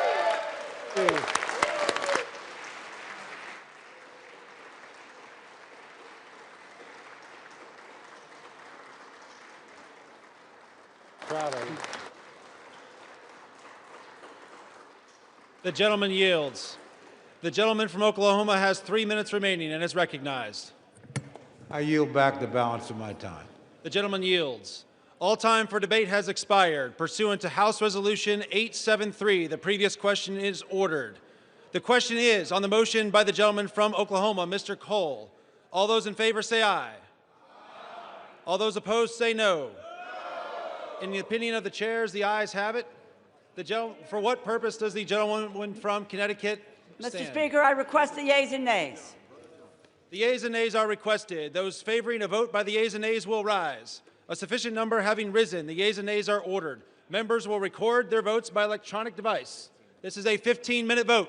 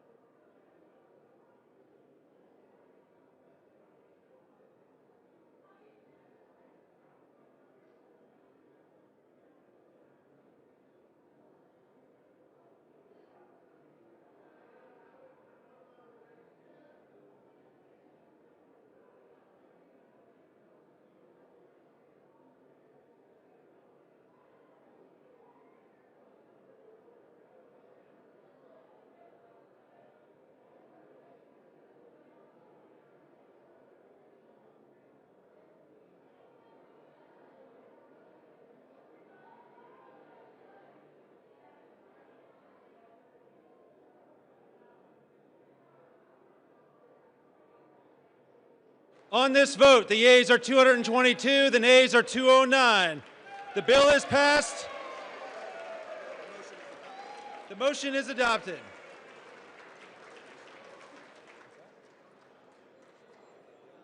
Without objection, the motion to reconsider is laid on the table.